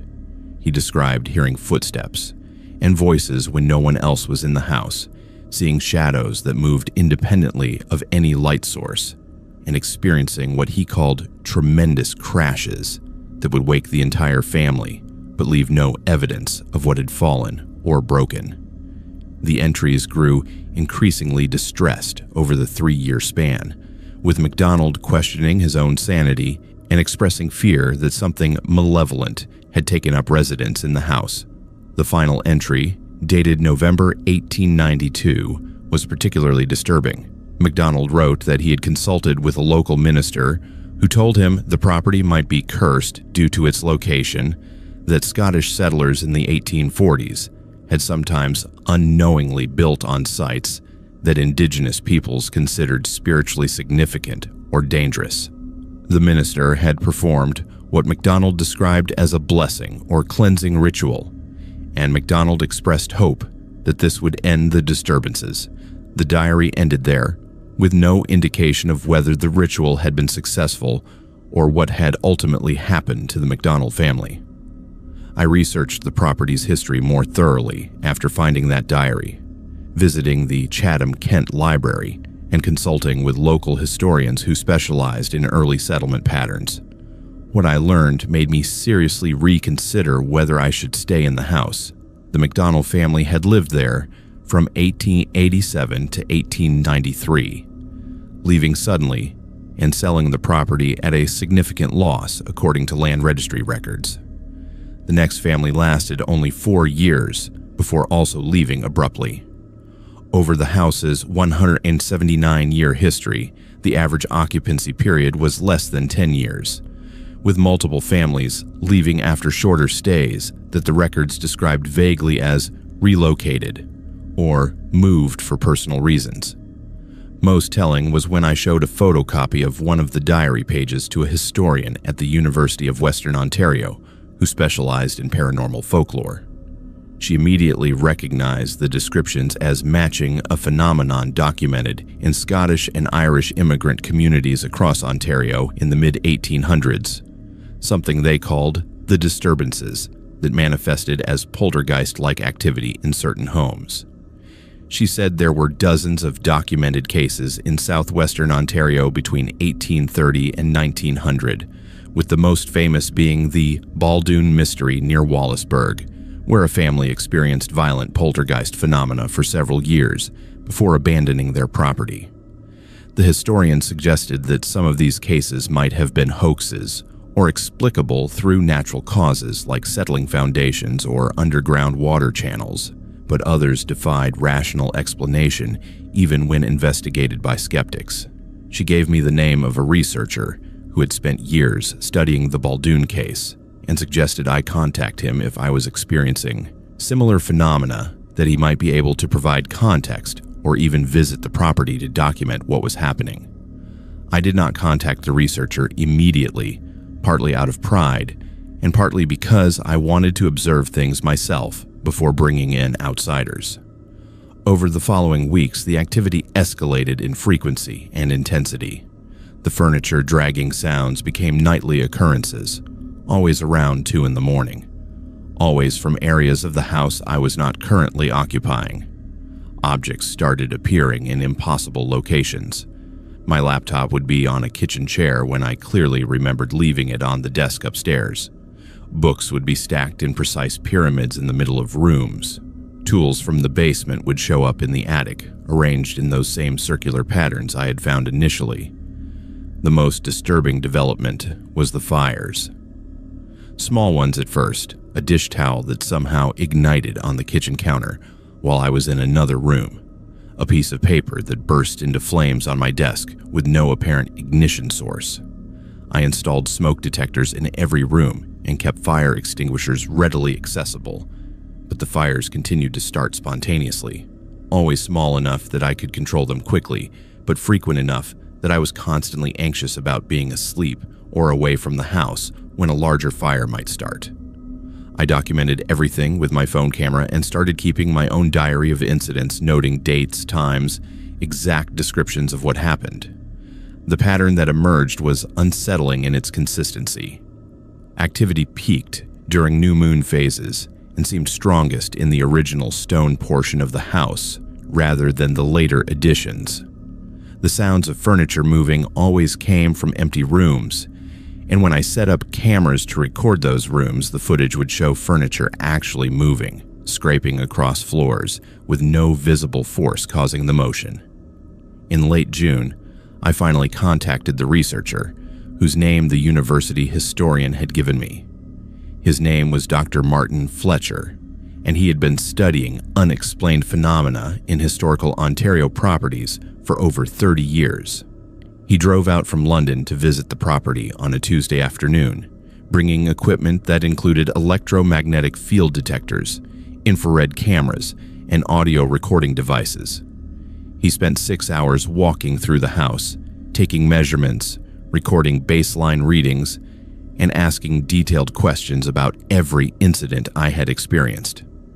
What he told me before leaving was both validating and deeply unsettling. He said the property showed all the hallmarks of what parapsychologists call a residual haunting overlaid with active poltergeist phenomena.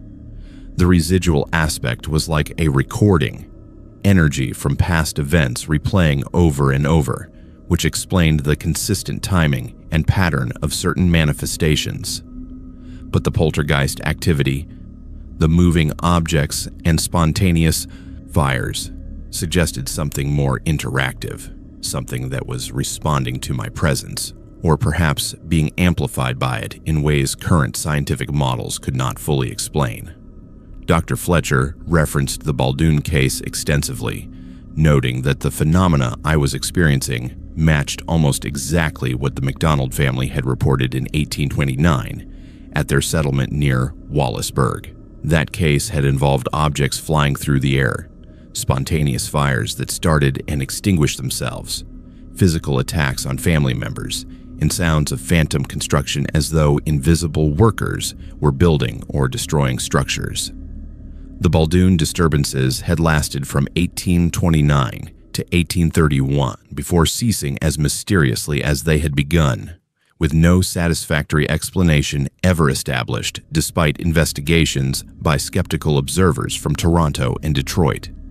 He suggested I document everything meticulously, that cases like mine were rare enough to be scientifically valuable, even if they defied current understanding of physical laws. He offered to install more sophisticated monitoring equipment and to stay overnight during peak activity periods to observe firsthand. But he also cautioned me that living in the house long-term might not be psychologically sustainable, that several people who had experienced similar phenomena in other properties had eventually left for their own mental health, regardless of their initial skepticism or determination to understand what was happening. I stayed through July and into early August, partly because I had invested everything I had into the purchase and could not afford to simply abandon the property, and partly because I wanted to understand what was happening. The activity continued unabated, with new manifestations appearing that had not been documented in the historical accounts. I started hearing voices, not clear enough to understand words, but definitely human-sounding conversations coming from empty rooms. I would find handprints in dust on surfaces I had just cleaned, adult-sized handprints that were not mine. And on 3 separate occasions, I woke to find every door in the house standing open, interior and exterior, despite having locked everything before bed. The final incident that drove me out happened on a Saturday morning in mid-August. I came downstairs to find the entire kitchen rearranged, furniture moved into different configurations, dishes and cookware stacked in elaborate towers on the floor, and a message written in what appeared to be ash on the kitchen table. The message was in English, though the spelling was archaic, and it read, "Leave while you are able. This ground belongs to them who came before." Whether this was a legitimate supernatural warning or somehow a product of my own mind, I could not determine, but seeing those words written by an unknown hand in my own kitchen broke whatever determination I had left to stay. I moved out that day, taking only essential belongings and leaving most of my furniture and possessions behind. The property went into foreclosure 6 months later when I stopped making mortgage payments, and last I checked, it remains vacant with no serious buyer interest despite being relisted at an even lower price. Dr. Fletcher published a paper about the case in a parapsychology journal, using my documentation and his measurements to argue that some locations possess characteristics we do not yet understand that make them prone to recurring anomalous phenomena, regardless of who occupies them. Sometimes I wonder if the house is still active, if objects are still moving through empty rooms, and fires are still starting spontaneously with no one there to witness or extinguish them. I think about John MacDonald writing his diary entries in 1892 about all the families who came after him experiencing the same inexplicable disturbances, and about the fundamental, unsettling possibility that some places simply are not meant for human habitation, regardless of how solidly they are built or how desperately we want to believe that every mystery has a rational explanation waiting to be discovered. Finding an affordable apartment in Penantanguishene during the summer tourism season felt nearly impossible until I stumbled across a listing for the third-floor unit in what locals called the Beck House. I was 26 that June of 2019, working 2 jobs to save money for graduate school, and the rent was low enough that I could actually put aside funds instead of living paycheck to paycheck like I had been in Barrie. The landlord, an elderly woman named Mrs. Gallagher, who lived in Aurelia and managed several properties around Simcoe County, seemed eager to fill the vacancy and did not ask many questions beyond confirming I had steady employment and decent credit. The Beck House was a Victorian mansion built in 1876, on a residential street that ran parallel to Penetangushan Bay, close enough to the water that you could hear boats in the harbor on quiet mornings. The building had been converted into 3 separate apartments sometime in the 1980s, with the main floor and second floor each forming complete units, and the third floor where I would be living consisting of what had originally been the servants' quarters and attic storage. Mrs. Gallagher explained during my walkthrough that the building had historical designation from the town, meaning I could not make any modifications to the exterior or original architectural features, but otherwise I was free to decorate and furnish however I wanted. What she did not mention, and what I only discovered after moving in, was that the Beck house had a reputation in Penetangushan that went back decades. The building was featured in local ghost tour narratives, appeared in regional folklore collections, and was well known among long-time residents as one of those places where strange things happened, with enough consistency that even skeptics gave it a wide berth. I learned this from my downstairs neighbor, a retired teacher named Patricia, who had lived in the second-floor unit for 8 years, and who stopped by with cookies on my 3rd day to welcome me and offer what she carefully described as context about the building's history. Patricia told me the basics over tea at my small kitchen table. The house had been built by William Beck, a lumber merchant who made his fortune during Penetangushan's boom years as a major Georgian Bay port. He and his wife Eleanor had 7 children, 5 of whom survived to adulthood, which was actually good odds for the Victorian era, according to Patricia. The 2 who did not survive both died in the house, daughters named Margaret and Catherine, who succumbed to diphtheria in the winter of 1881 within a week of each other. They were 8 and 6 years old respectively when they died, and according to family records preserved at the local museum, their deaths devastated Eleanor Beck to the point that she never fully recovered psychologically. The connection to folklore came from reports that started circulating in the early 1900s after the Beck family had sold the house and moved to Toronto. New residents began experiencing phenomena they could not explain.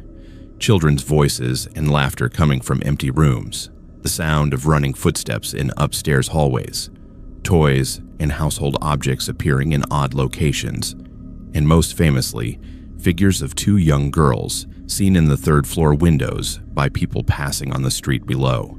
These sightings were consistent enough that by the 1920s the house had developed a reputation as haunted, and subsequent residents either embraced the story or tried to downplay it depending on their comfort level with such things.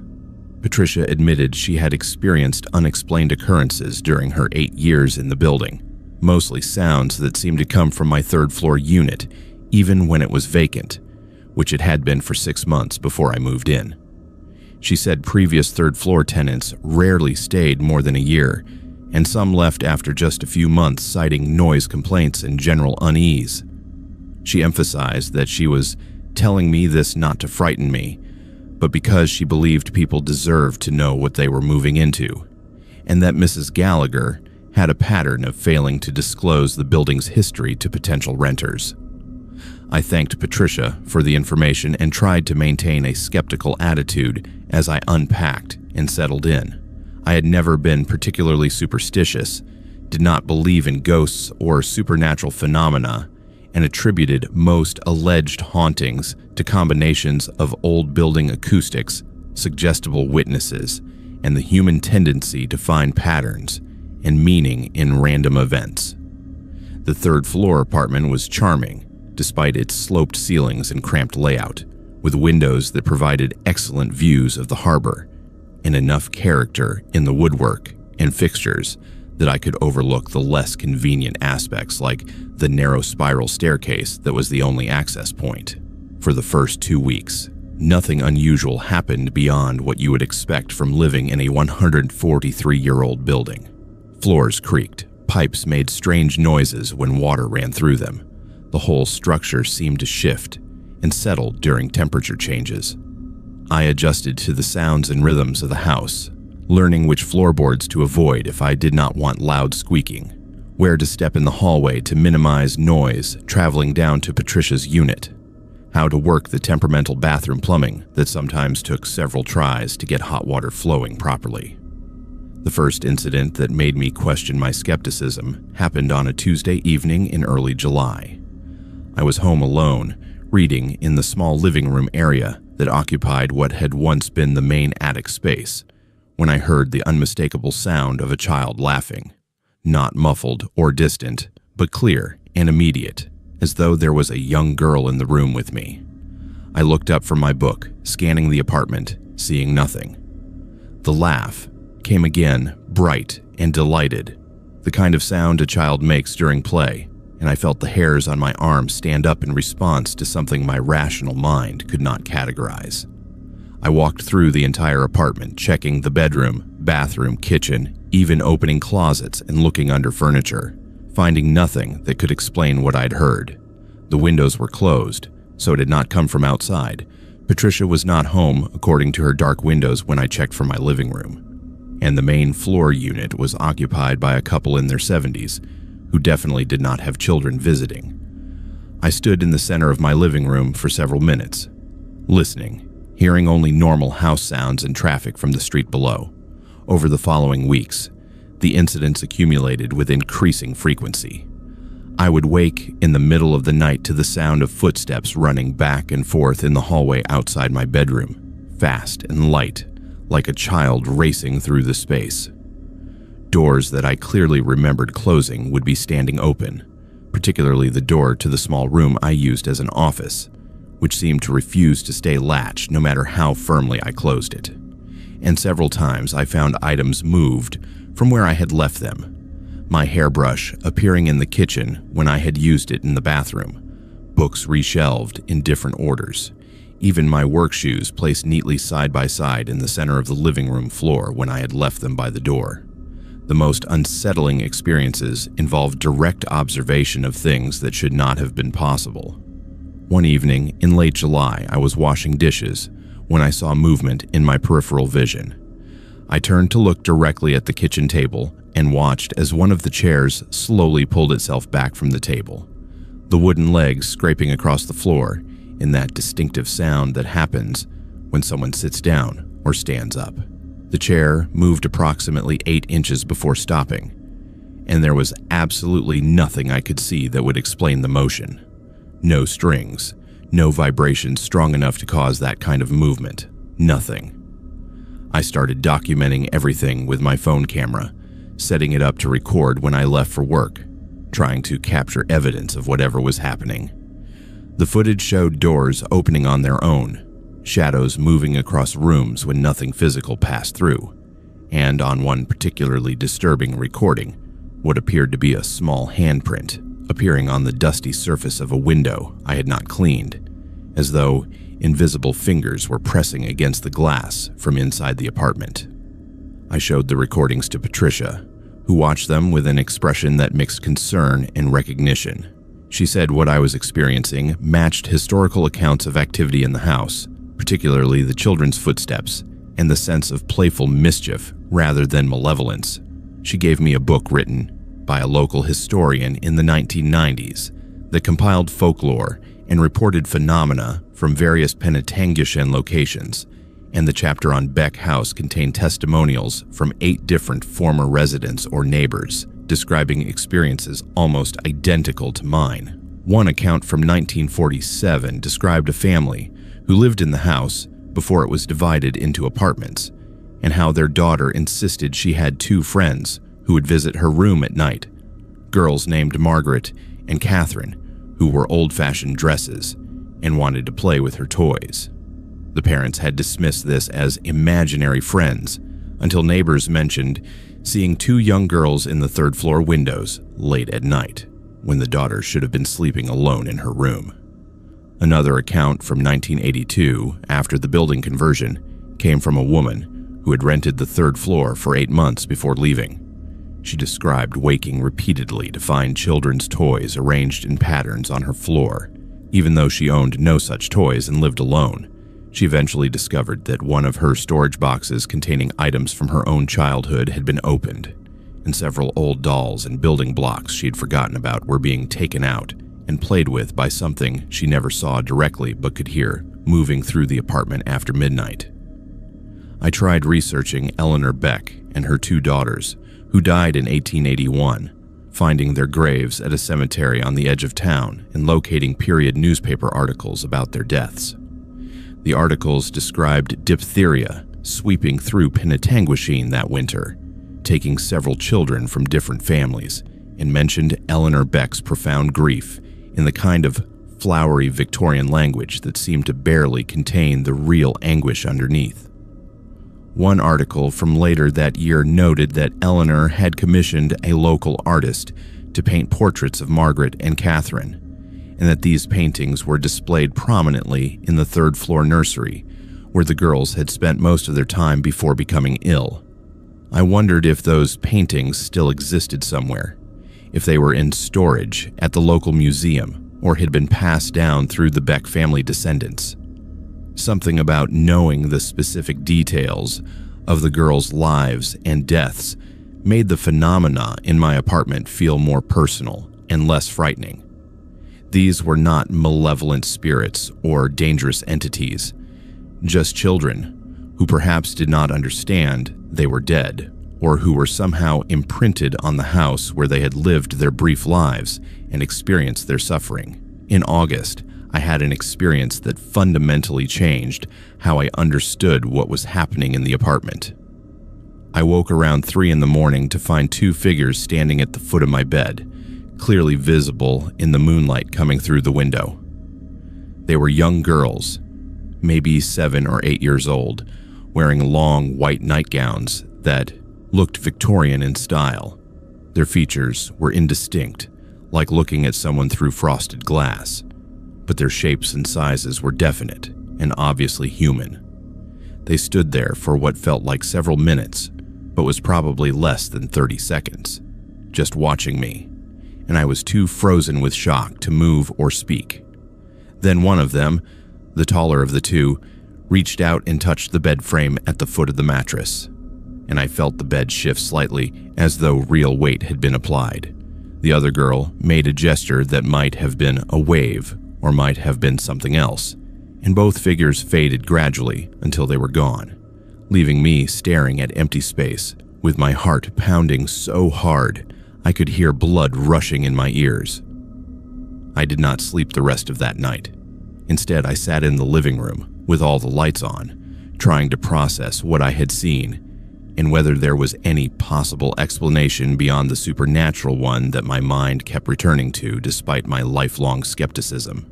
By morning, I had decided I needed to either accept that something impossible was happening in this apartment or move out immediately and abandon the good rent and convenient location. I chose to stay, partially out of stubbornness, and partially because the encounter, while frightening, had not felt threatening. The girls had simply stood there, observing, perhaps checking on the new person living in what had once been their space. Over the remaining months of 2019, I developed what might be called a coexistence arrangement with whatever presence occupied the 3rd floor. I would speak aloud sometimes when I heard footsteps or laughter, saying good morning or acknowledging that I heard them, treating the situation as though I had roommates who happened to be invisible and occasionally moved my possessions. The activity never stopped entirely, but it seemed to reach a kind of equilibrium. Doors still opened on their own, but less frequently. I still heard children's voices and footsteps, but they no longer startled me the way they had initially. And several times I woke to find small items placed carefully on my nightstand that had been in other rooms when I went to sleep, as though the girls were bringing me gifts or trying to communicate in the only way available to them. I moved out in March of 2020 when I got accepted to graduate school in Ottawa, not because I wanted to escape the haunted apartment, but because life circumstances changed. Patricia told me later that the unit stayed vacant for nearly 8 months after I left, and the new tenant, who eventually moved in, only lasted 3 weeks before breaking the lease and leaving without explanation. Mrs. Gallagher has since stopped trying to rent the 3rd floor, leaving it empty and apparently deciding that the income is not worth the hassle of constant turnover and tenant complaints. Sometimes I think about Margaret and Catherine Beck, about what it must have been like to be children dying of diphtheria in that third-floor nursery in 1881, surrounded by family who could do nothing except watch them suffer and eventually die. I think about Eleanor Beck's grief and whether her emotional trauma somehow imprinted on the building in ways that persist a century and a half later. And I wonder if the girls are still there, playing in rooms that have been divided and subdivided, appearing in windows to startle passers-by, moving objects, and making sounds that remind the living that the dead do not always leave the places where they suffered and died. Accepting the property management position for the Woodchester Villa seemed like the perfect opportunity when the offer came through in February of 2023. I was 34, working dead-end security jobs around Bracebridge, and the salary being offered to oversee this historic octagonal building was nearly double what I was making. The property owner, a numbered corporation based in Toronto, explained during my interview that the villa had been used for various purposes over its long history and was currently being maintained as a heritage site while they explored options for converting it into a boutique hotel or event space.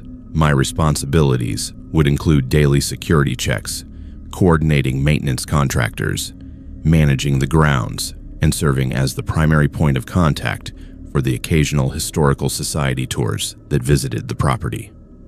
The Woodchester Villa was located about 10 minutes outside of Bracebridge proper, set back from the main road on several acres of forested land that provided complete privacy from neighboring properties.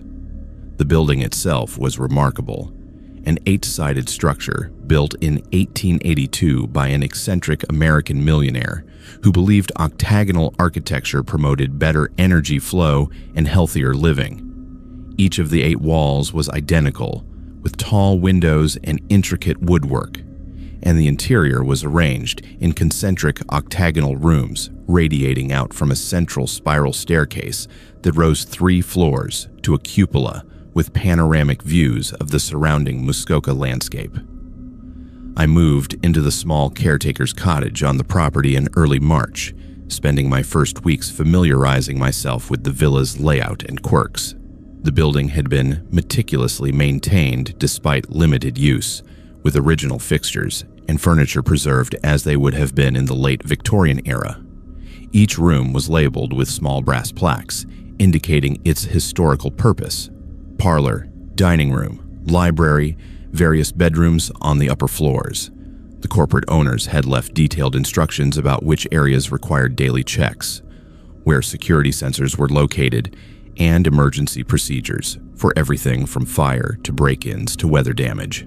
What they had not mentioned, and what I only discovered through casual conversation with the Bracebridge Historical Society director when she brought a tour group through in late March, was the building's connection to a series of disappearances that had occurred in the area during the 1970s and 1980s. She mentioned it almost casually while showing the group through the main parlor, noting that the villa had been owned during that period by a family whose patriarch had eventually been investigated, though never charged, in connection with several missing persons cases involving young women who had worked as seasonal staff at various Muskoka resorts.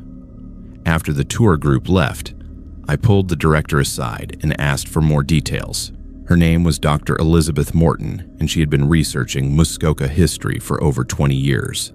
She explained that between 1976 and 1984, 6 women between the ages of 19 and 23 had disappeared from the Bracebridge and Huntsville area during summer tourist seasons.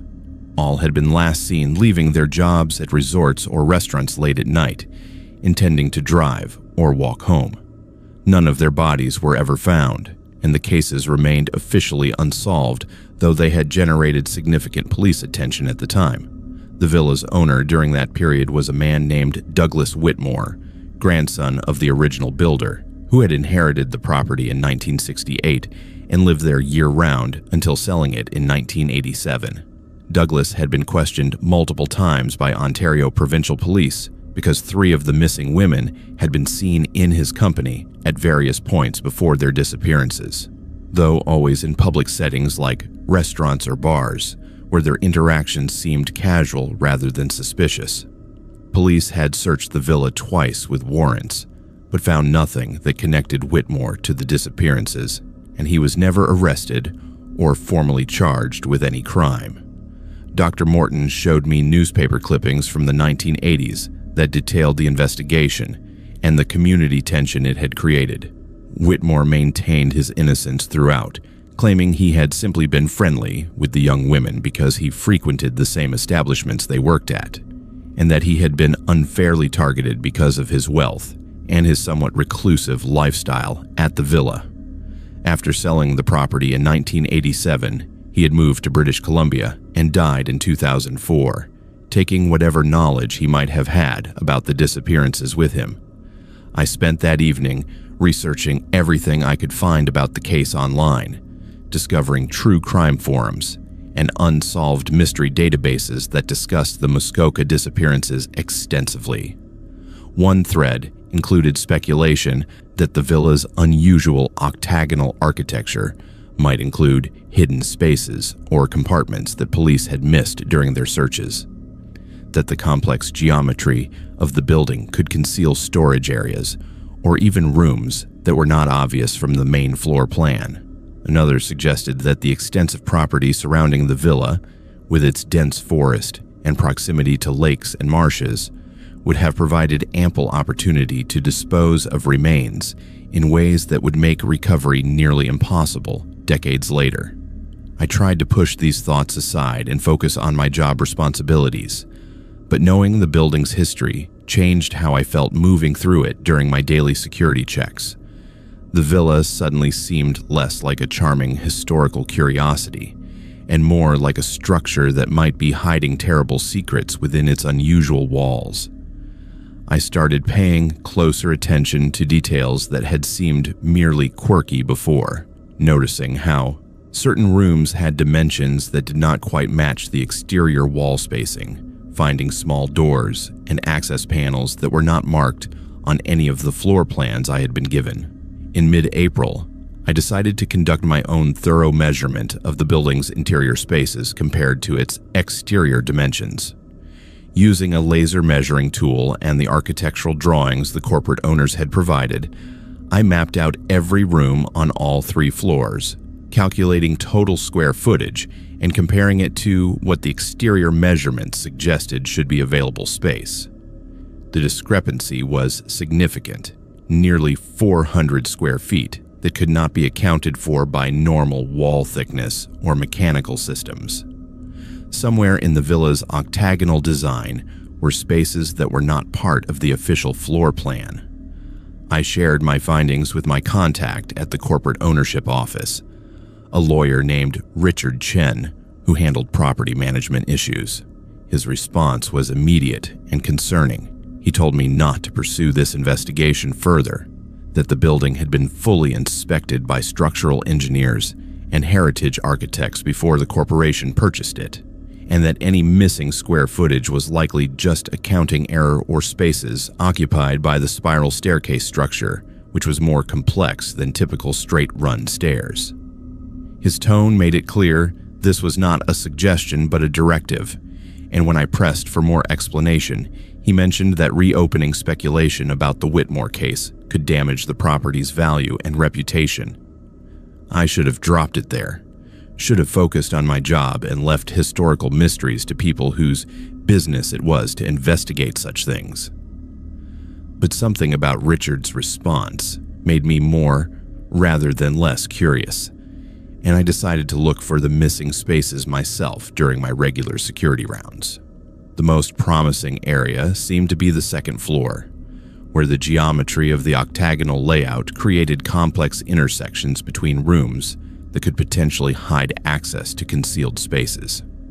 It took 3 days of careful examination before I found the mechanism. In what had been labeled as a linen closet in the northeast-facing section of the second floor, The back wall was actually a panel that could be slid aside if you knew where to apply pressure. Behind it was a narrow passageway, barely wide enough for one person to move through sideways, that ran between the outer wall and the interior rooms. The passage was maybe 40 feet long, following the building's octagonal perimeter, and it connected to two small chambers that had clearly been deliberately concealed during construction or renovation. Both chambers were empty when I found them, just small windowless rooms approximately 8 by 10 feet, with smooth plastered walls and hardwood floors that matched the rest of the villa. They smelled of old wood and dust, but there was nothing obviously sinister about them except the fact that they existed hidden within the building's structure. I photographed everything with my phone, documenting the concealed entrance, the passageway, and both rooms before carefully closing the sliding panel and returning to my cottage. That night, I called Dr. Morton and described what I had found. She was silent for a long time after I finished talking, then asked if I had contacted police. I admitted I had not, unsure whether discovering hidden rooms in a historical building constituted something that required immediate police involvement, especially given that the rooms were empty and showed no obvious signs of criminal activity. She suggested I report it anyway, that given the property's connection to the unsolved disappearances, investigators might want to examine the spaces with forensic equipment that could detect evidence invisible to casual observation. I called the OPP non-emergency line the next morning and explained the situation to the officer who answered. Within 3 hours, 2 detectives from the Major Crimes Unit arrived at the villa, accompanied by a forensics technician carrying equipment cases. Detective James Wong was the lead investigator, and he had me show them everything I had discovered, while his technician photographed and documented each step. When they entered the first concealed chamber, the technician immediately set up a portable UV light and began scanning the walls and floor. What they found made my stomach drop. Under ultraviolet light, the walls of both chambers showed extensive traces of what the technician identified as blood spatter, patterns that had been cleaned but never completely removed because whoever did the cleaning had not known to check for residue that would only be visible under specialized lighting. The floor showed similar patterns, and in the corner of the second chamber, they found several long strands of hair that had been trapped in a gap between floorboards and the baseboard.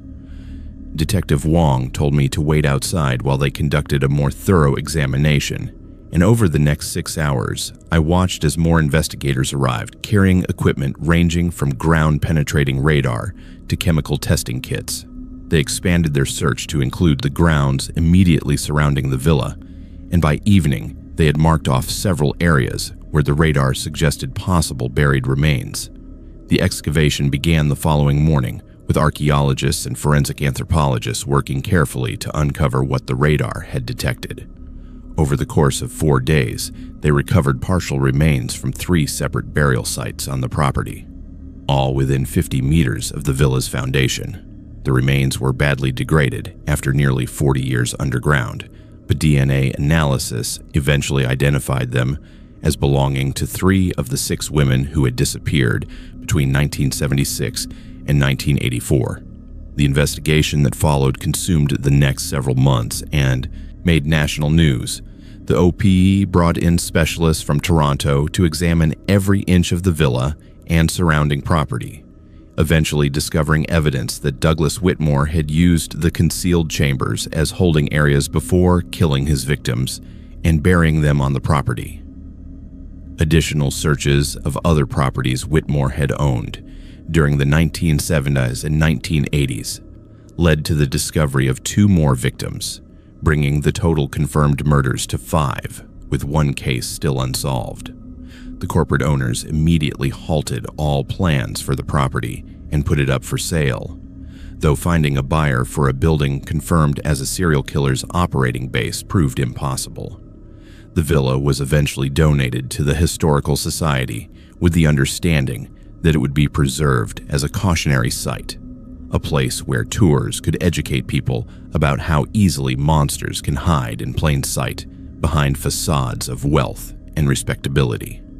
I quit the property management position in July and moved to Huntsville, unable to continue working at a location where I had walked through rooms every day without knowing that just feet away, hidden behind false walls, were spaces where women had been held captive and murdered. The guilt of having been there for months before discovering the truth, of having walked past that linen closet dozens of times without recognizing what it concealed, made it impossible to stay. Dr. Morton told me later that I should not blame myself, that the chambers were expertly concealed, and that even the OPP searches in the 1980s had failed to find them because they did not have the benefit of modern forensic technology or the kind of detailed architectural analysis I had conducted. But knowing intellectually that I could not have discovered them sooner did not stop the dreams where I heard voices calling from behind the walls, or the persistent question of what might have been different if someone had found those rooms decades earlier, before Douglas Whitmore sold the property and disappeared into comfortable retirement. The families of the victims held a memorial service at the villa in August, before it was officially transferred to the Historical Society. All 5 families attended, grateful finally to have answers after 40 years of uncertainty, and several of them thanked me personally for making the discovery that brought closure to their decades of wondering.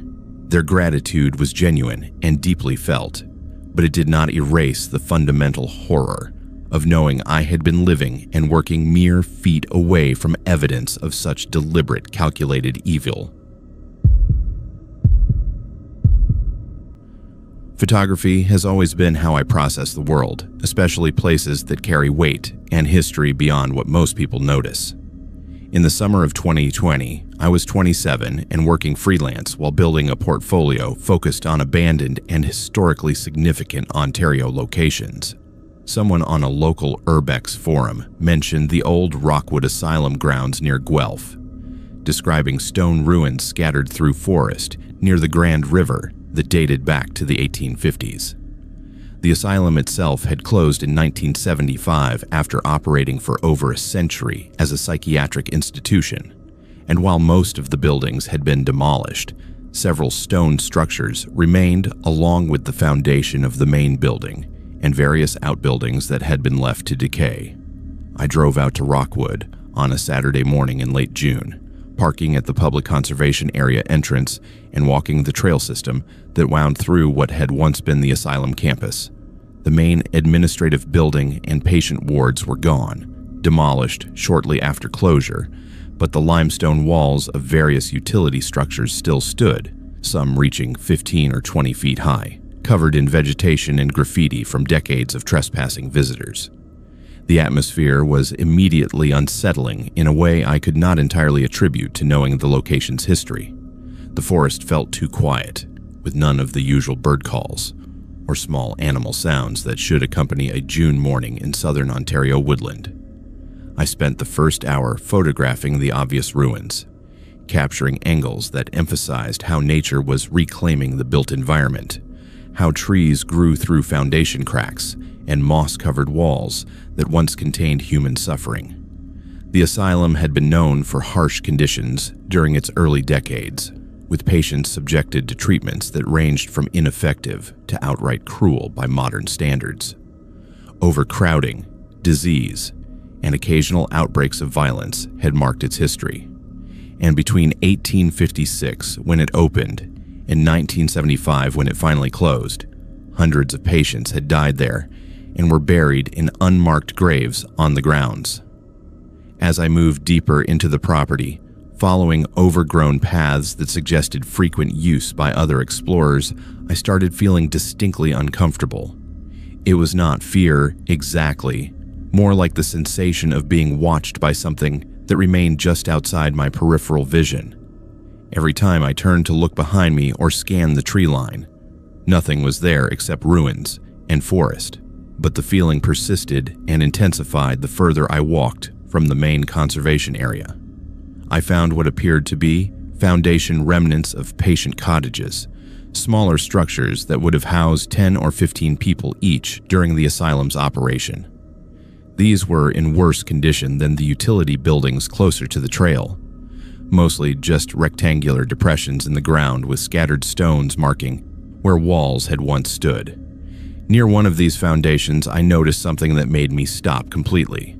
There was a figure standing about 40 meters away, partially obscured by trees, wearing what looked like dark clothing and completely motionless.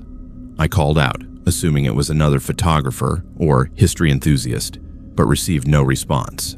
The figure did not move, did not acknowledge my presence in any way. I raised my camera and zoomed in through the telephoto lens, trying to get a better look at whoever was there. Through the lens, I could see more clearly that the clothing was old-fashioned, maybe institutional, the kind of plain dark dress or uniform that might have been worn by patients or staff a century ago. But the details were strangely unclear, like looking through frosted glass, and I could not make out facial features despite having a lens powerful enough to capture that level of detail from that distance. I lowered the camera and the figure was gone, not walked away, not moved behind trees, just completely absent from the spot where it had been standing seconds before. My rational mind immediately generated explanations. I had been looking at shadows and tree shapes that resembled a human form. My eyes had played tricks after staring through a lens. The figure had simply moved very quickly while I was adjusting my camera settings. But none of these explanations felt adequate to what I had just witnessed. I continued photographing, moving through the ruins, and trying to focus on my work rather than the growing unease that had settled over me. But the feeling of being watched intensified, and I started noticing other things that seemed wrong. Cold spots in areas that should have been warm given the June sunshine filtering through the canopy. Sounds that resembled distant voices or crying, so faint I could not be certain I was actually hearing them rather than imagining them. And shadows that moved independently of any obvious light source. Dark shapes that flickered at the edge of vision and disappeared when I tried to focus on them directly.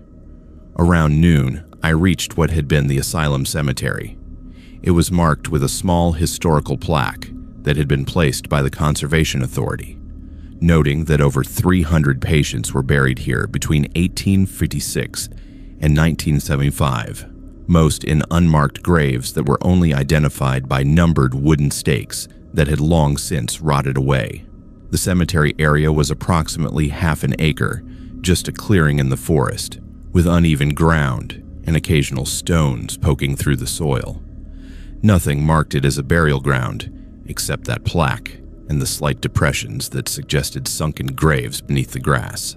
I spent probably 30 minutes photographing the cemetery from various angles, trying to capture something of the sadness and neglect that hung over the place like fog. While I was composing a shot of the tree line beyond the burial ground, I saw movement through my viewfinder. Multiple figures this time, maybe 5 or 6 of them, standing among the trees at the clearing's edge. They were all wearing similar old-fashioned institutional clothing, all standing completely motionless and all looking directly at where I stood with my camera. I lowered the camera again, and they were still there, visible without the lens, dark shapes that held human form but lacked clear detail. We stayed like that for what felt like several minutes, but was probably less than 30 seconds, me frozen with my camera, them standing in that unnaturally still way, watching. Then one of them moved, not walking but gliding forward without visible leg movement, crossing maybe 10 feet closer to where I stood. The others remained motionless, but that single figure's approach was enough to break whatever paralysis had held me. I turned and walked quickly back toward the main trail, not quite running, but moving fast enough that I could hear my breathing getting labored and my equipment bag bouncing against my hip. I did not look back until I reached the area near the parking lot where other people were visible, families walking the conservation trails and couples having picnics near the river. Only then did I stop and turn to scan the tree line I had just emerged from, seeing nothing except ordinary forest and stone ruins in the distance. I drove back to my apartment in Guelph, feeling shaken in a way that went beyond simple fear. I had photographed abandoned hospitals, closed prisons, derelict industrial sites, and never experienced anything that challenged my fundamental understanding of how reality works. But what I saw at Rockwood could not be easily dismissed as imagination or environmental factors. The figures had been there, visible in normal light, and their appearance and behavior had been consistent with what countless other people had reported at that location over the decades since the asylum closed. That evening, I went through the photographs I had taken, over 300 images covering 5 hours of exploration. Most showed exactly what I expected: ruins and forest and interesting architectural decay, but approximately 20 images, all taken within the cemetery area or near the patient cottage foundations, showed anomalies I could not explain. In several shots, there were shadow shapes that resembled human forms in locations where I had not seen anything when taking the picture. In others, there were light anomalies, spheres, and streaks that could potentially be dust or lens flare, but that appeared in patterns suggesting intelligence rather than random distribution. The most disturbing image showed the cemetery clearing with what appeared to be dozens of translucent figures standing among the grave sites, all facing toward where I must have been standing when I took the shot. I had absolutely no memory of seeing these figures when composing the image, had not noticed anything unusual through the viewfinder yet. There they were in the final photograph, faint but unmistakably present. I posted several of the images to Urbex and Paranormal Investigation forums, asking if others had experienced similar phenomena at the Rockwood ruins. The response was immediate and overwhelming. Dozens of people shared their own experiences at the location, describing shadow figures, disembodied voices, physical sensations of being touched or pushed, and equipment malfunctions that only occurred on those grounds. Several mentioned the cemetery specifically as a focal point for activity, noting that approaching the burial ground seemed to trigger more intense experiences than exploring other parts of the ruins. One poster sent me a link to academic research conducted by a McMaster University psychology professor who had studied reported paranormal experiences at former institutional sites across Ontario. The research suggested that locations with traumatic histories, particularly mental health facilities where patients experienced prolonged suffering, showed statistically significant, higher rates of reported anomalous experiences compared to control locations.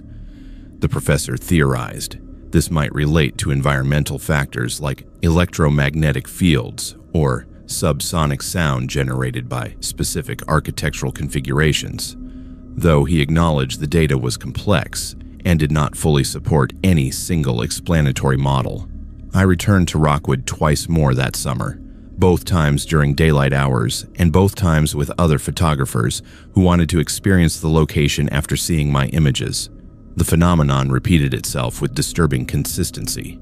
We all saw figures that appeared and disappeared, all experienced that oppressive feeling of being watched, and our collective photographic evidence showed similar anomalies despite using different cameras and different shooting techniques. One photographer, a woman named Sarah, who had 20 years of experience shooting abandoned locations, refused to return after our first visit together, saying the atmosphere at Rockwood was unlike anything she had encountered elsewhere, and that she felt physically ill for days after leaving the property. By September, I had compiled enough material for an exhibition focusing on Rockwood and several other historically significant asylum sites in Ontario. The show opened at a small gallery in Toronto and generated significant attention, both from people interested in the historical documentation and from those fascinated by the paranormal implications of the photographic evidence I had gathered. Several skeptics attended and offered alternative explanations for the shadow figures and light anomalies, ranging from pareidolia to technical artifacts in digital image processing. But none of them could explain the consistent pattern of experiences reported by dozens of independent witnesses, or the fact that the phenomena appeared primarily in areas of the property with documented histories of patient deaths and suffering. The exhibition led to an invitation to participate in a formal investigation of the Rockwood site organized by a paranormal research group affiliated with the University of Western Ontario. They brought equipment I had never seen before: electromagnetic field detectors, infrared cameras, audio recording devices calibrated to capture frequencies outside normal human hearing range. Over 3 overnight sessions in October and November, the team documented extensive anomalous activity, including temperature fluctuations that could not be attributed to weather or environmental conditions, electromagnetic spikes that occurred in patterns suggesting intentionality rather than random variation, and audio recordings that captured what sounded like human voices speaking words that were almost but not quite intelligible. The research team's preliminary report, published in a parapsychology journal the following spring, concluded that the Rockwood Asylum ruins showed characteristics consistent with what researchers call residual hauntings, energy impressions from traumatic historical events that replay under certain conditions. But the report also noted interactive elements that suggested something beyond simple residual phenomena, instances where the activity appeared to respond to questions or presence of living observers in ways that indicated awareness and agency. I have not returned to Rockwood since that last investigative session in November 2020. The experience of spending entire nights in those ruins, surrounded by equipment registering presences we could sometimes see and hear but never fully understand, fundamentally changed how I think about consciousness and what might persist after death. Sometimes I look at the photographs I took there, studying the shadow figures and trying to imagine what they were in life, what suffering brought them to that institution, what keeps them tethered to those grounds decades after their physical bodies failed and were buried in unmarked graves that no one bothers to maintain.